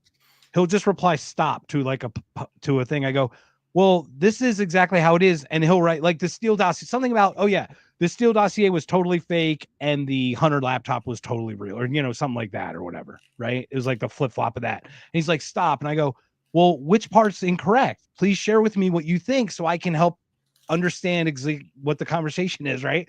And he goes, blah, blah, blah, man, you do that. And he goes, Trump doing this. And I'm like, what does Trump have to do with the thing about the two things I'm specifically talking about? And then he literally just does not want to hear. He refuses to hear anything about it. And he goes, yeah, I don't need to explain why I'm right. And I'm like, well, that kind of ruins the debate now, doesn't it? Well, that's dumb. Yeah, it's like, don't show your work. If you're going to engage, yeah. So, and once again, I actually do try to actively reach out to these people. There's a handful of names that I have up there, and like I know exactly who they are. And like when they return on one of my posts, I'm like, oh, this is going to be a good week. But but it's fun to watch that because it's so ideologically. Like, I've got a guy calling an AR-15 a weapon of mass destruction. And he retired as a lieutenant in the Tucson Police Department. Oh God! A weapon of I'm sorry. Did we invade Iraq over fake AR-15s that were all over the place as weapons of mass destruction? Like, it's probably like about 3 all they could levels of find. stupid. It's 3 levels of stupid, right? Like, it's so beyond dumb that can kill many people. Well, the 5.56 round was actually intended to injure, not kill. But, you know, I'm glad that you think that. You know, it's like you can keep going back with logic and they just get more, no, but it's all emotion. And to your point, they will rationalize what they feel much more than rationalize what is or what facts are. You've got some mental fortitude for being able to put up with that, man. I can't do it. I just not. I don't have the stomach for it. I do it to help sharpen me, because we're doing this to try to communicate effectively. And if we can't, once again, this is the message. If we can't get the message out, it's, you know, it's a moot. But if we can get a couple people to just raise their ears a little bit, take a second look something up, that's what it is. And I really do want to reach out to these people because I need to understand what the other thoughts are so I can help, to your point, like debunk or work around them, maybe see it their way, but, you know, yes and, right? Stop doing a but thing, but doing yes and. You know, I got friends like, what's that? Is it really that, or do you just want to win? You just want to dunk on them? No, and if you notice, many of my conversations do come to a point where it's like, all right, man, that's cool. I really appreciate your time that you took your time out to do that. Now, I do that. Now, don't get me wrong. There's times when some people come on and I'm like, I'm licking my chops because I know they're just coming in to troll or something and they're just going to get destroyed. Like, there's this guy, some guy, I forget, he's on Twitter or X, and he asked something about, reposted something about Scott Horton, something Zionist, whatever. And I knew from his name, I knew from his name that this was going to be a fun one. So I said like a couple things. I go, okay, before you call me an anti-Semite, let me just explain how, you know what I mean? Like, so I go through the thing, and the last thing the guy writes is, well, I'd really like the anti-Semites to express themselves as anti-Semites and not hide like you. And I'm like, there it is. Once again, you just come in with a goal. I actually come in, I post stuff to spark the engagement. I want people to go back and forth. And a lot of times I'll watch what other people say because I might not have an idea. This IP thing that we're going to get into in the future, dude, my head is spinning on that one because I don't know how to feel about that yet. Yeah, I wonder if I'm being a coward, but sometimes people just, they're so stupid. Like, people will comment on my Twitter stuff sometimes, and I'm just like, you're not even on the same subject. Like, I'm just not going to respond because it's such a waste of my time. I don't know. And those you have to, right? You have to let those go. And that's the thing. I'm not doing this to get a feeling out of it. But I just, when I'm like, what do you know, when you get just responses, and it's funny because it's regional too. Like, I kind of want to see what our audience is. So on Facebook, Tucson, Flagstaff, you're going to get a lot more people who are about gun control and a lot more people who are about really, you know what I mean? They're just a little bit more, to your point, the open consciousness, right? The consciousness, the openness, the big conscientious, five. Yeah, the conscious and the openness, right? The openness to whatever. But and then you get to the Phoenix people, and you get maybe a little more conservative in the Scotts area, but then you might get a little bit more liberal in like the Tempe area because it's like the university and stuff like that. So it is interesting to watch. Different conservatives too, right? Like the Scottsdale, the rich people, they're just like, hands off my money. We don't want to pay taxes. That's different. Yeah, those from are not like rich conservatives. Those are rich liberals. Like, let's not get ourselves. True. Yeah. But there are those people out there. I know some of them. But yeah, then there's like the redneck conservatives that is kind of the stereotype, right? There's different kinds, and those are probably two very different IQ levels normally. Yeah. So we're having a nice little chat conversation here between Valkyrie and Zach. There's about 24 perspectives going on at one time. A square has 4 sides until you look at it from the side, and it's a cube with 12 to 24 sides.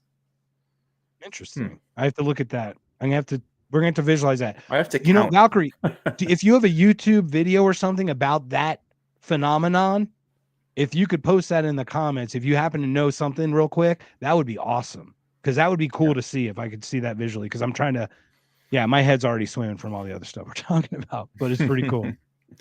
Zach says, Forrest Gump was right. Stupid really is as stupid does. The left is blowing Teslas and the right is bowing before technocratic communism. We live in a nation of idiots. Yes, that was the one. There's the Tesla thing. Is like, you're calling for violence, but you were trying to fight democracy. But Kyle Rittenhouse was the bad guy, but blowing up a Tesla's okay. Blowing up a whole dealership's okay. But that doesn't hurt the environment by burning those batteries. But electric cars help save the environment. But oh man, how do you wrap your head around how do you wrap around this ideology? Like, you have to do mental gymnastics of the most, and that's the thing that's your point. Is like, they can't conceptualize that these things directly contradict each other. They are two opposing ideas constantly throughout a certain ideology, and how that's not seen. And it's on the other side too. Let's not kid ourselves. Once again, it's a different way, but it's still there. Absolutely. Yeah. People see a Tesla that some liberal could have bought 5 years ago before they knew that Elon Musk was going to do a Nazi salute on stage. And they're just like, I'm saving the world because I have an electric car. No CO2 emissions. And their Tesla gets bombed. And you want to hear the bullshit, the bullshit cancel culture? I'm all about the Bud Light, not buying it. I'm all about, don't buy a Tesla. Fine. Yeah. Don't buy one. Okay. But they're giving Uber drivers who have Teslas 0 stars as reviews that directly affect their livelihood when they bought a fucking Tesla 4 years ago, dude. Jesus Christ, man. Lay off. Like, seriously, and that's their people. Like, those are your people. You're struggling with your gig economy people in this shitty fucking economy that keeps getting devalued and we sit there and we're sitting there giving away more shit to control. Like, no, take it back. Take it back, everybody. Stop listening to these people. Yeah. It's so sad. It's sad. It's just like a retarded knee-jerk reaction. Like, oh, Tesla, Nazi. Oh. Yeah. That's like as much as people think, right? That's their level of intellect. It was a meme of a Ralphie from The Simpsons drawing scratching a swastika on the side of a Tesla, and he's like, "I'm helping." It's like, yeah, it's so great. Fucking idiots. And I even shared that on Facebook because I'm like, it got by on X's platform. If the swastika can get by, let me see if it can get through the filters. Did it work? Did they take it down? No, it's still up. So, and it's gotten some fun. It's gotten laughs because it's literally a freaking joke, man. This whole thing's a joke. Let's not kid ourselves. I don't. Yeah. I mean, seriously, Elon. Let's blow up cars.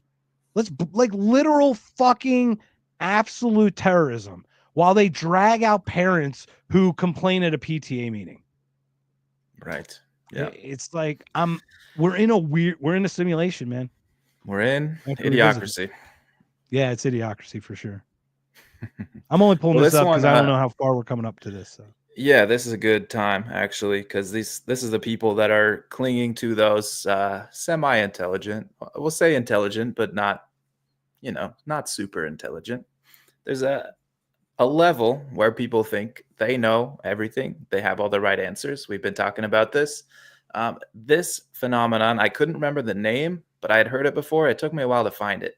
But this is Bill Whittle. He's talking about the Island 120. So people that are around 120 tend to kind of group together and pull people up a little bit to follow them. But we'll see what he's talking about. Also known as the midwit is what I like to call it. Yes. Yeah. Hello. Hi. Okay. Okay, so let's share this once again. Better. We've got 60 people on today. Thank you again so much for being on another Consciously Unmasked. Jason and I are so grateful. Jason's down there, everybody. Go to @DropTheMaskPod on X. @DropTheMaskPod on X. Follow, subscribe, go to his YouTube, go to his Rumble channel, Drop the Mask on Rumble. Go on there. So make sure that you go. Okay, that's what we need to do. Please follow us, subscribe. We are so grateful. We're talking IQ once again. Bill Whittle, the Island 120 problem. My theory is called Island 120.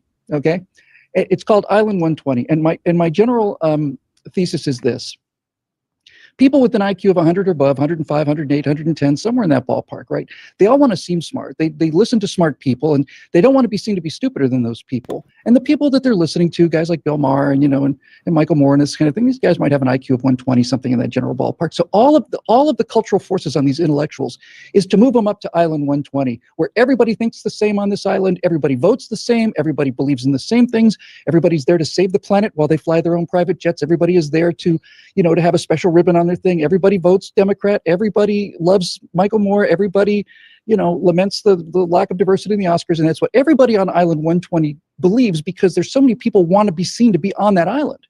When you get into breakout intelligence, it's like guys like Thomas Sowell or Victor Davis Hanson or some of these other philosophers. I don't see any philosophers on the left. Noam Chomsky is 109 years old.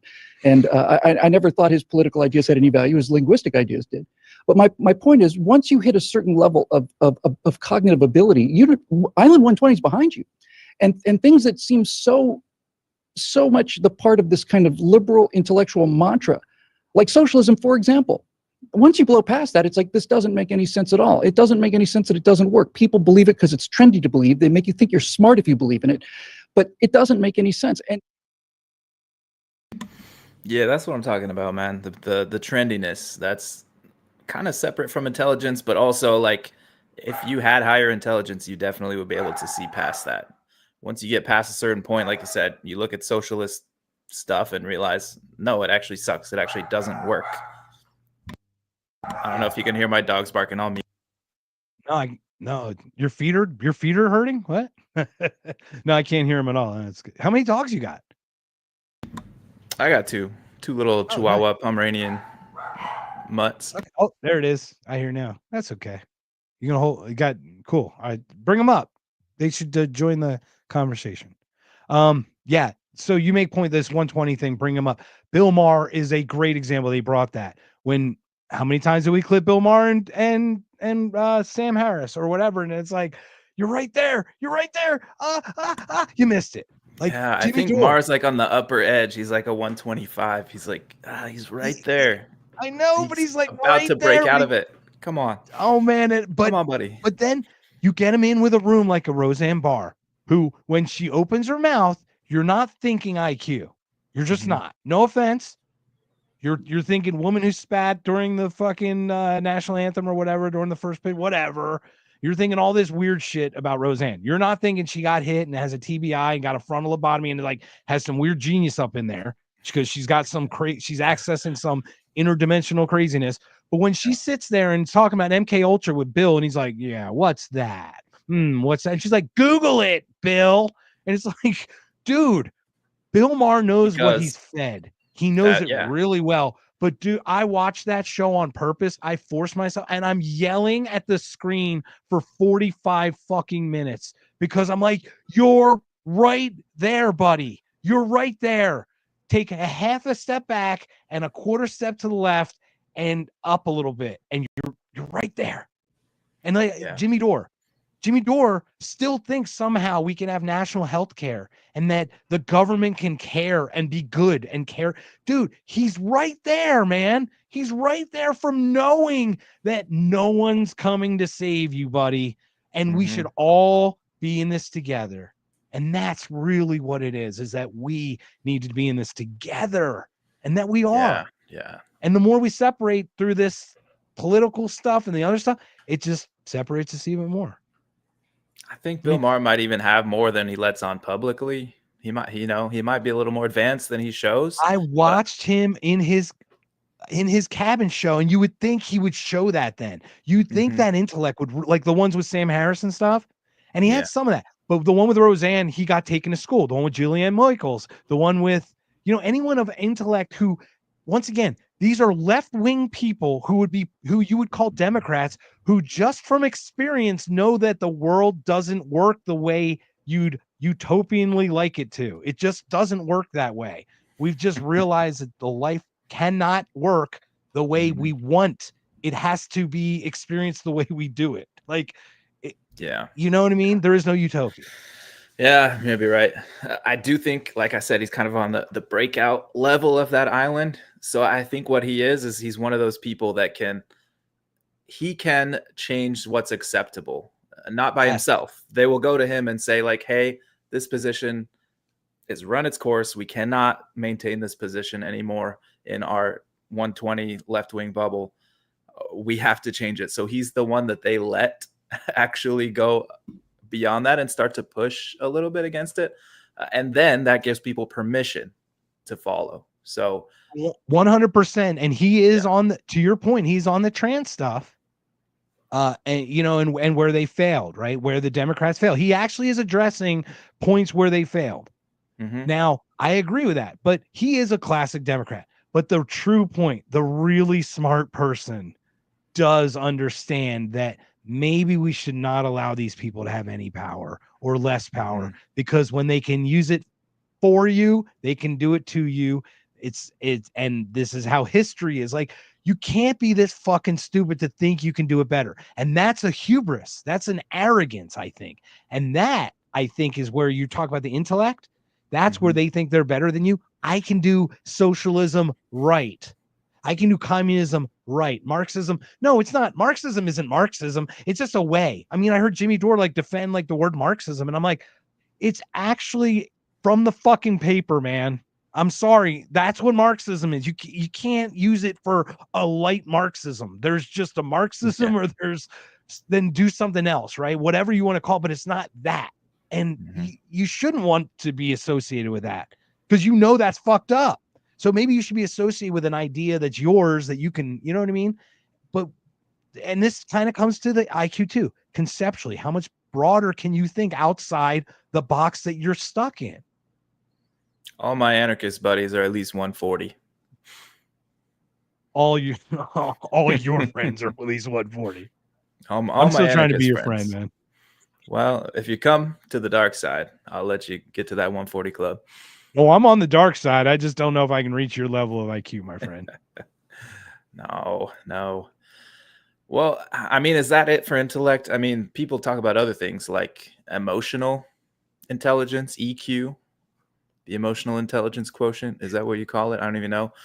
Yeah. What do you think of that? That's like your self-awareness, your empathy, your sympathy, social know-how. What do you think about that?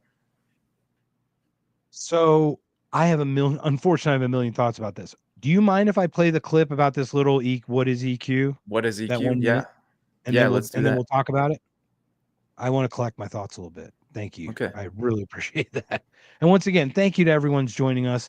We're having a great conversation about IQ, EQ, and all these things, predictors of success, what they mean for us, and everything like that. So thank you so much for joining. That was a hard segue, so I apologize for that. No, it's perfect. It's just I have a lot of thoughts about it. Jesus refers to the ability to recognize, understand, manage, and influence one's own emotions and the emotions of others. It involves several key skills, including self-awareness, self-regulation, empathy, social skills, and motivation. Unlike IQ, which measures cognitive abilities, EQ is focused on emotional and social competencies that contribute to effective communication, relationships, decision-making, and leadership. High EQ helps individuals navigate social complexities, manage stress, and make decisions that are emotionally informed, leading to better personal and professional outcomes.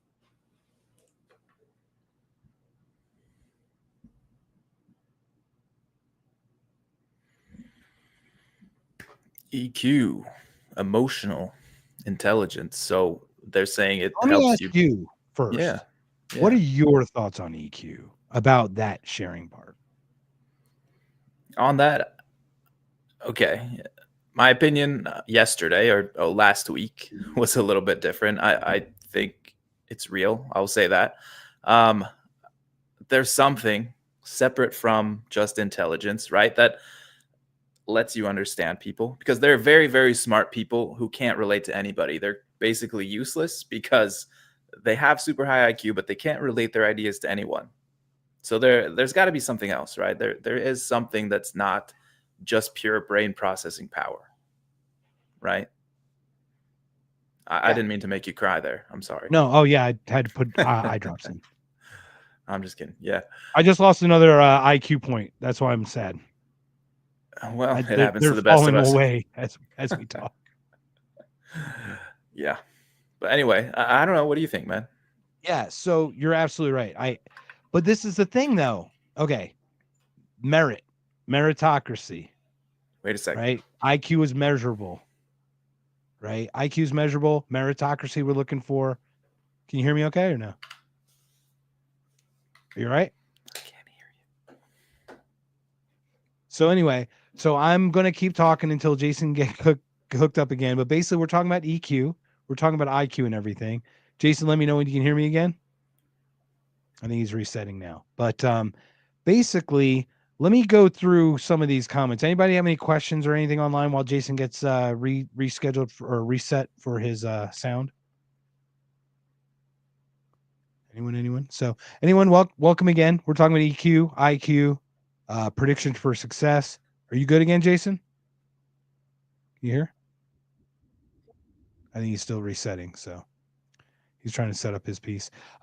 We're talking about EQ. We just played this video about EQ, and basically EQ is the emotional quotient. So other than the intelligent quotient, it's sensitivity, intuition, all these other types of feelings that you have and how you interact with people and all these other things. And I am waiting for Jason to get back on because I do want to bounce a couple ideas off him. But once again, we're an hour 45 into this. Thank you again to everyone who's joined us for another Consciously Unmasked. It's been a pretty amazing couple of months. We're just so grateful that people are watching, tuning in, and sharing their thoughts with us as we do this stuff live. So thank you so much for this stuff. But in the meantime, once again, emotional quotient is where it's more of like the feel side of it. Now, I do have thoughts about the merit versus it almost feels like it's been captured in a way or been taken over. But anyway, I'll wait for Jason to get back. But in the meantime, let me see if I have anything else we can talk about.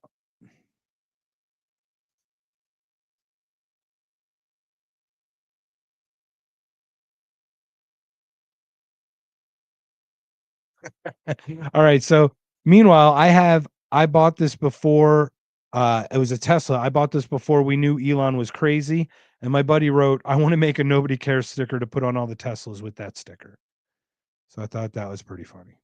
Anyway. So that's something I can share. Oh, Jason's back in. Oh, I can hear you. Sorry, man. Totally okay. I've been drowning. I left you hanging. I've been drowning. It's my bad. No, it's okay. I don't know what that happened when we were with Kyle too. I don't know. The audio suddenly cut out. I had to leave. Is it battery in the earbud? Maybe? I don't think so, but because I was just on speakers last time. Oh. Yeah, I'm using speakers now. I don't even use earbuds. It's really interesting.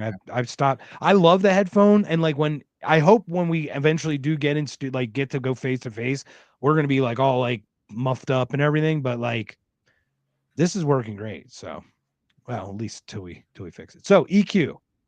Where were we? Your thoughts, sir?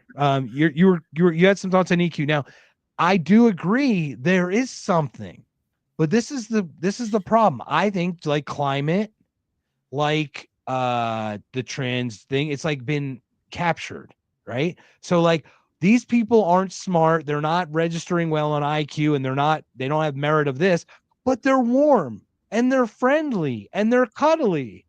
So maybe we should make all managers who have real important decisions to make warm and cuddly because they feel good around the office, right? So it almost felt like that was an excuse. And I don't want to say it because I do think that EQ, once again, we're going to play a Jordan clip about EQ before we call it a night, right? About him saying it's not even a thing. But in that weird way, to your point, I've gone back and forth from, is it a thing? Is it not a thing? Is it a thing?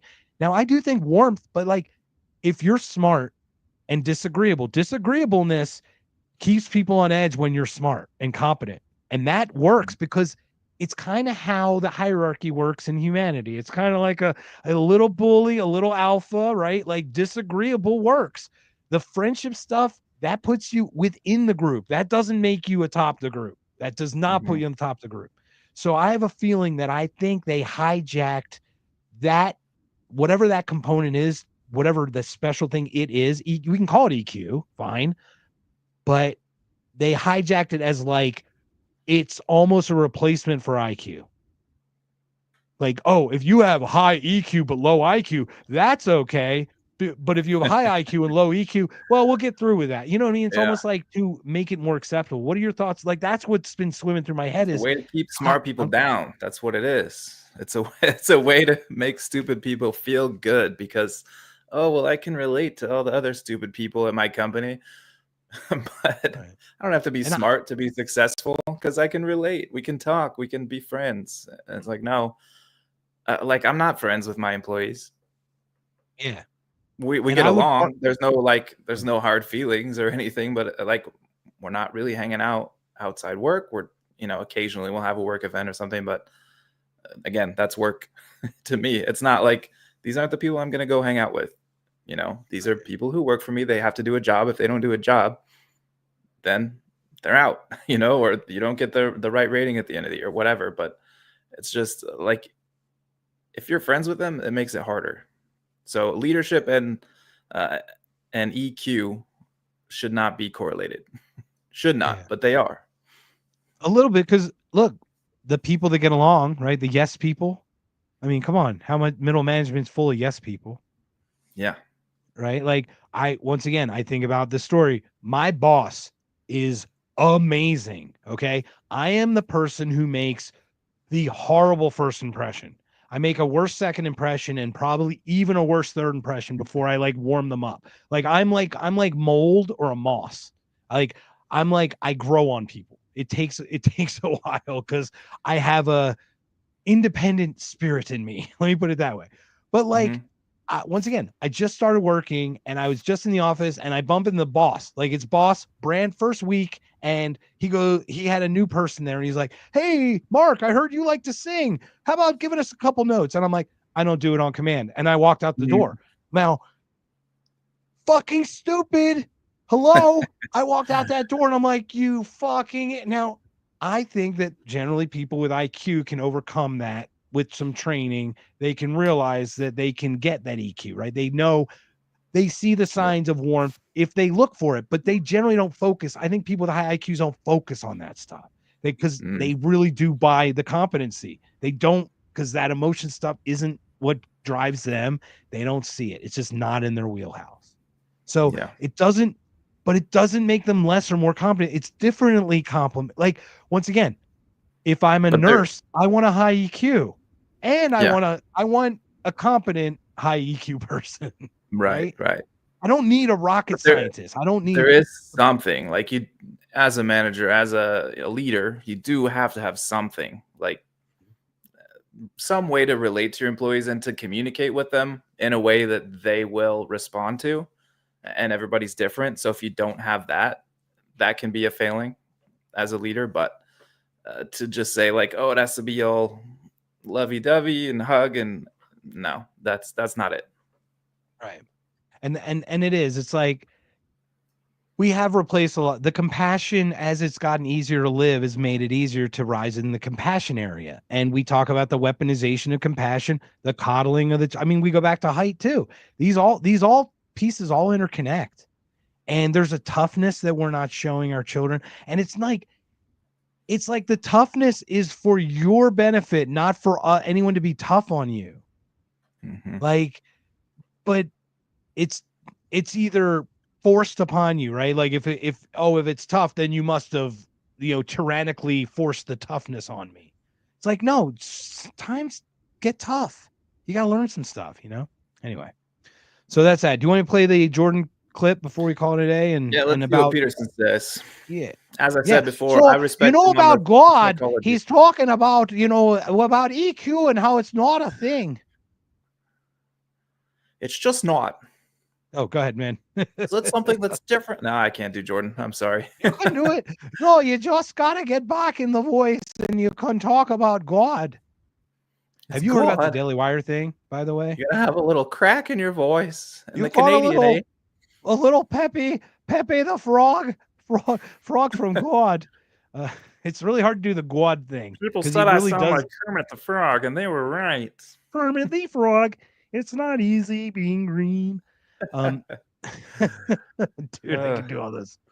Anyways. Hello, Kermit the Frog here for IQ. Miss Piggy is such a smart little piggy. She knows all the things she can do.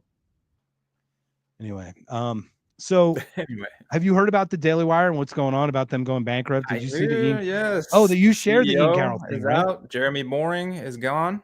He is gone. Okay. Look, can you share a little bit on the update before we call this? Because I know we're going to call this a night right after this, pretty much. I don't pay attention to the news at all, but I did see that Jeremy Boring, the CEO, former now CEO of Daily Wire, stepping down. I think that was forced, and it sounds like they're in some monetary trouble. It sounds like they may not be able to pay their people. I don't know if Israel lowered their donation, their funding of Daily Wire, but yeah, something's going on there. They're not doing so hot. Yeah, allegedly, you shared the Ian Carroll video, right, with me?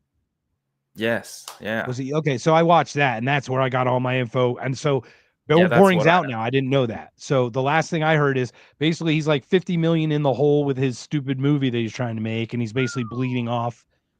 He robbed Peter to pay Paul. Yeah, not very fiscally responsible. Yeah, and his ego took over his once IQ. Jordan Peterson joined the Daily Wire, that was kind of not the start, but that was kind of the nail in the coffin for me following him too much. It was just like, man, now you're definitely compromised. You're saying things that aren't true, and he talks about that so much, like how saying things that are untrue just kills your soul. And so it's very disappointing to see that, because I don't even think he believes some of the things he says on that topic. And we don't have to get into all that. He is good on psychology. Well, we do have to get into all that, because like you and I from what you and I've shared, like we highly admire Jordan Peterson. If anyone got us to look at like all sides, or just to watch a debate, or just to watch how he dissects an issue and the way he talks about stuff, it's beautiful. I went to his thing. It was election night, midterms 2022 at Federal Theater. He wore his half red, half blue.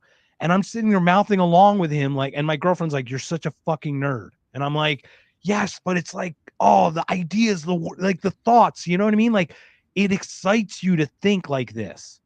And then to your point, same thing. It's like when Tim Pool before he talked about just about to jump when he didn't. I was like, it's over. And you've seen where that's gone too, right? Like same thing. Peterson jumped on Daily Wire. Now allegedly they have like, they're definitely trying to get out of that stuff. They got lied to or something. But when you saw him join the likes of Shapiro and Walsh and everything, you're like, you saw Candace get out. You're like, Walsh should probably get out next. He's trying. And they wouldn't let him go. You know what I mean? And then they replaced that one woman with her producer. Like no one's gonna fucking notice. Someone who built out like 1 million person following. Sure, just sweep them under the rug. I'm sure they didn't have anything, right? I'm sitting on Twitter for 4 years with 1,800 followers. Someone has 1 million. Oh yeah, that's a nothing. That's a nothing burger. You know what I mean? Like that's something you could just easily replace, right? Yeah, I don't know who you're talking about. Who's the lady? Carol talked about it in the end of that thing, and it's a woman. She went and spoke with him after the fact, but basically she has a show, and I forget her name. I think it starts with a B, and I feel really bad that I don't remember her name, but her producer, literally, she just replaced her and took over her TikTok account, and they replaced her with her, and didn't pay from the pay Daily the Wire. person. Yeah, it was through the Daily Wire. I didn't even It know was they on had the a Ian lady. Carroll video. Yeah. Oh. So anyway, all right. Anyone who's a nerd now? You fucking nerd. Is that me? You called me a Yeah. nerd? Oh, Yeah. bad. Bro. All right. Well, anyway, thanks again. 60 people joining us tonight for another episode of Consciously Unmasked. Jason, Before I play this clip, I'm sorry, before we say our did you goodbyes, ever watch Mrs. Davis? I think I told you about that a long time ago. Mrs. Davis, no. Yeah. Oh, it's a show on, I think it's on Peacock. They only did one season. It's crazy. It's weird. But people should go watch it. Okay, That's Mrs. where Davis, I'll watch. the fucking nerd, that was the line. I quote that often, and nobody knows what it is. So I don't know why I do like it, but well, we get Nerds from Revenge of the Nerds, which was out before you were born. Just FYI. Yes, it was. We get it from Ogre. That's what we get it from. We get it from what's his John Goodman and what was his name? Jefferson, the guy, whatever. Anyway. All right. We're gonna play this clip. Before we play this clip, call it a night, sir. All your socials, everyone follow this gentleman, share all your stuff. How can we get a hold of you, Jason? Hey, find me on X at Drop the Mask Pod. You can find all my highlights there. I make video clips of my podcast. So if you're not sure about it, you want to check out a little clip first, go there, couple minutes of your time. I've got some great guests, including Mark. He's one of the guests. I don't know about great, but yeah, follow Mark too, guys. Mark Sean Pulls on X, Knocked Conscious Podcast. Go subscribe. He's doing numbers. He's doing these live runs for us, running the show, doing the production. It's all very good. He talks to everybody. He talks about all kinds of stuff. He knows about everything. He knows people and things that I have no idea what he's talking about. So definitely go follow Mark, guys. He is a nerd, but that's okay. We like nerds. Thank you, sir. You're very kind. And once again, I really love that we're working together. I hate to call it a collaboration. I feel like it's like a thing now. I don't feel like it's a collaboration. I feel like it's a thing. But the way we approach it from different angles, I really admire the way you think too. So we did take our IQ test. We took it. It was something through the Mensa something, but it was a pattern recognition only. 35 questions, 12 minutes. You had to pick an answer. It was a point of question that it wasn't weighted. You just had to answer the questions right or wrong. That's all it was. Jason, how did you score, sir, on your IQ? 98. Ah, you liar, son of a bitch.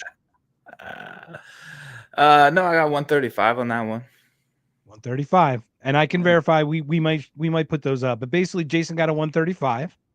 Very well done. And it was solely pattern recognition, but it is really interesting. Some of them, I would probably guess, Jason, you probably saw some of them and was like, oh, I know that like that. And then some of them just were like, there's no way I'm even going to start. Yeah. One of them, I think I stared at for like 10 full minutes out of the 30-minute time limit or whatever it was.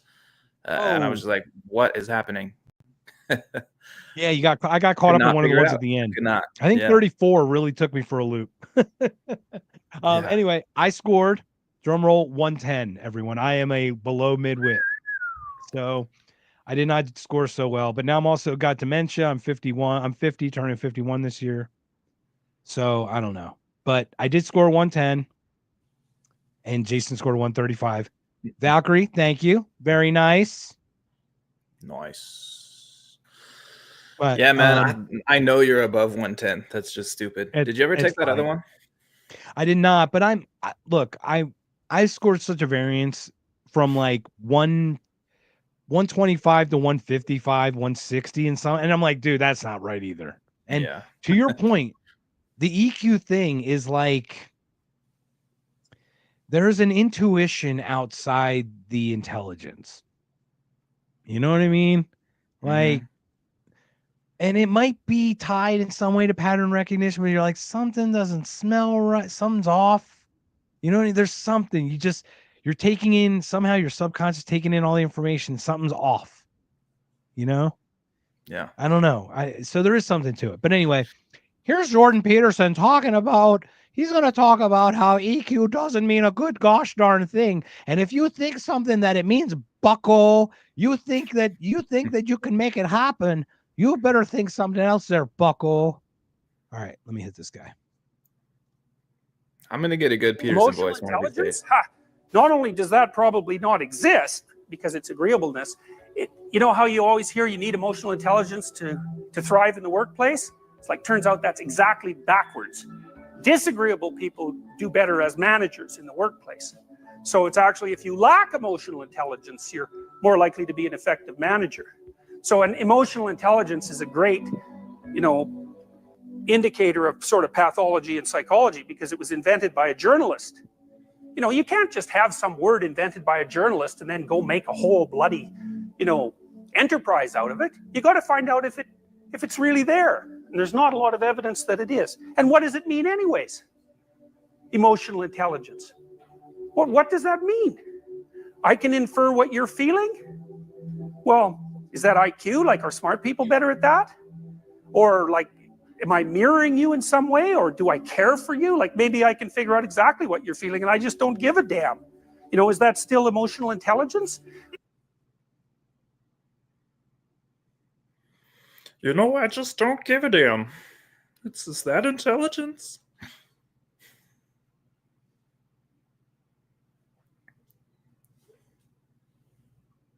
I don't know if you're muted, buddy, but I can't hear again. Can you hear me? I'm muted, dude. I went through the whole thing. That's so beautiful. This is why I have an IQ of 110, everybody. This is why I have an IQ of 110. It's so good to do the Jordan Peterson. You just got to sound like Peter Brady before his balls drop. Then he's going to be just fine. It's like Kermit, but with the voice cracking. And you got to throw the Canadian mannerisms in there. Thank you, Valkyrie. I'm going to work on it when we're not live, and I'll come back. I'll get it. There we go. Well, hey, look, Donald Trump can always close us out. I feel like I'm out of practice on that one too. I'll skip it. Man, Jason, we're putting you on the spot. So gentlemen, ladies, everyone, thank you so much for joining us. We got another 60 people, Jason. Like, the message is, I really think, and once again, we are just messengers here, man. But all these things tie into how we think ideologically, politically, whatever, and how much we need to break from these tribes. Absolutely, man. And intelligence isn't everything. It's one thing. Like we said, you see all kinds of smart people that can't do shit because maybe they're just too smart for their own good and they can't relate to people, or maybe that their intelligence has gotten them by to a certain point, but they haven't learned any other skills to be able to actually get things done. So it's not everything. There's definitely other factors. Your personality comes into play, just your upbringing. Definitely, though, there are things that hold you back. So take care of that.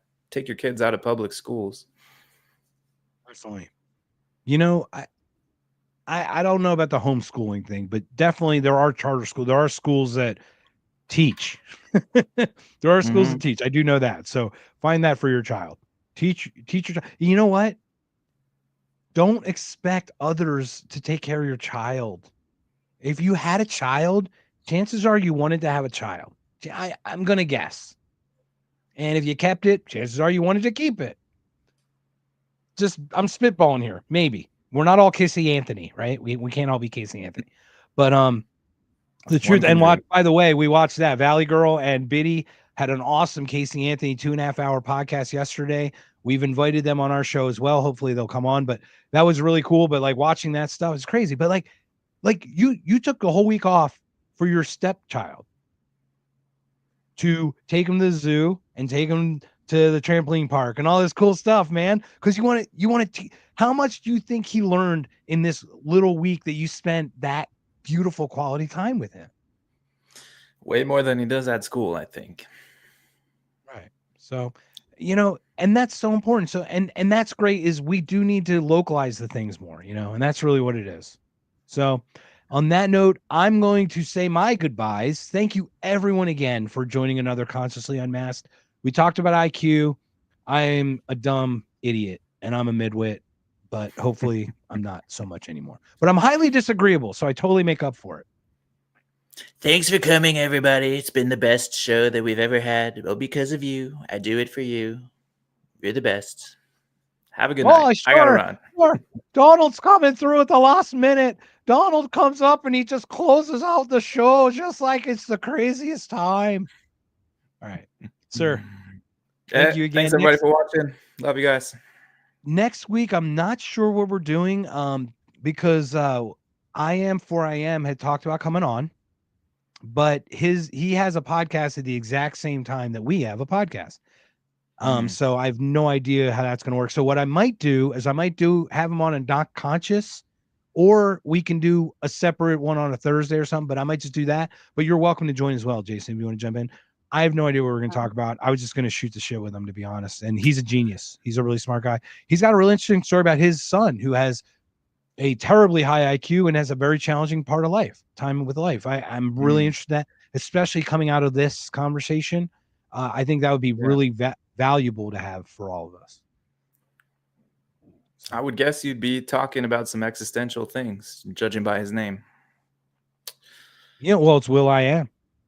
I am, for I am. Cool. Jason. I think, therefore I am. Yes. Drop the mask, everybody. Drop the mask pod. At Drop the Mask Pod. Make sure you sign up. Everybody. And then we got Sean Holtz. Thank you. League of Friends. League of Check Friends. us out there. Also, we got Follow that the monthly. Legacy Right, guys. Go subscribe to Zach at the Legacy Right. Zach, jump on with Legacy. Jump up. Valkyrie. You got AWOL Aaron. Aaron. Aaron. Who else we got up in here? So thank you. Yes, make sure. And Zach's correct. We all love William, but the League of Friends. This is a monthly project we have with Zach, Andrew. They both do a podcast with I Am for I Am every week, I think, if I'm not mistaken. We've got Jason, we got Sean, our buddy Sean, and then myself. And it is a group of people we just kind of we herd cats, I think is what we do. You guys have been doing other podcasts? I'm offended. What's that? I said you guys have been doing other podcasts without me, without us. I said you. No, when do we do it without you? Oh, I'm kidding. Never. I totally do that. I would totally never announce it. I do it behind your back and never mention it. Are you kidding me? You know I'm gonna find it. Yeah, you put it up. You're like, hey man, did you do this podcast? I go, no. No. Why is it timestamped? I don't know. I didn't do it. Time was messed up. AI. That was from like a year ago. They're after me.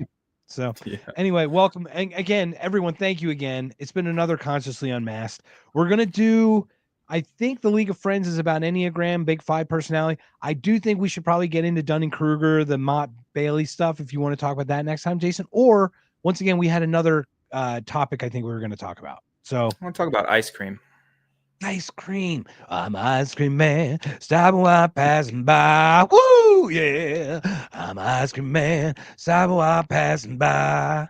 I got things I'm finding. Touch spots. I'm down there. Push-ups too. I'm your ice cream man. Stopping while passing by. I got 31 flavors. Guaranteed to satisfy. Woo.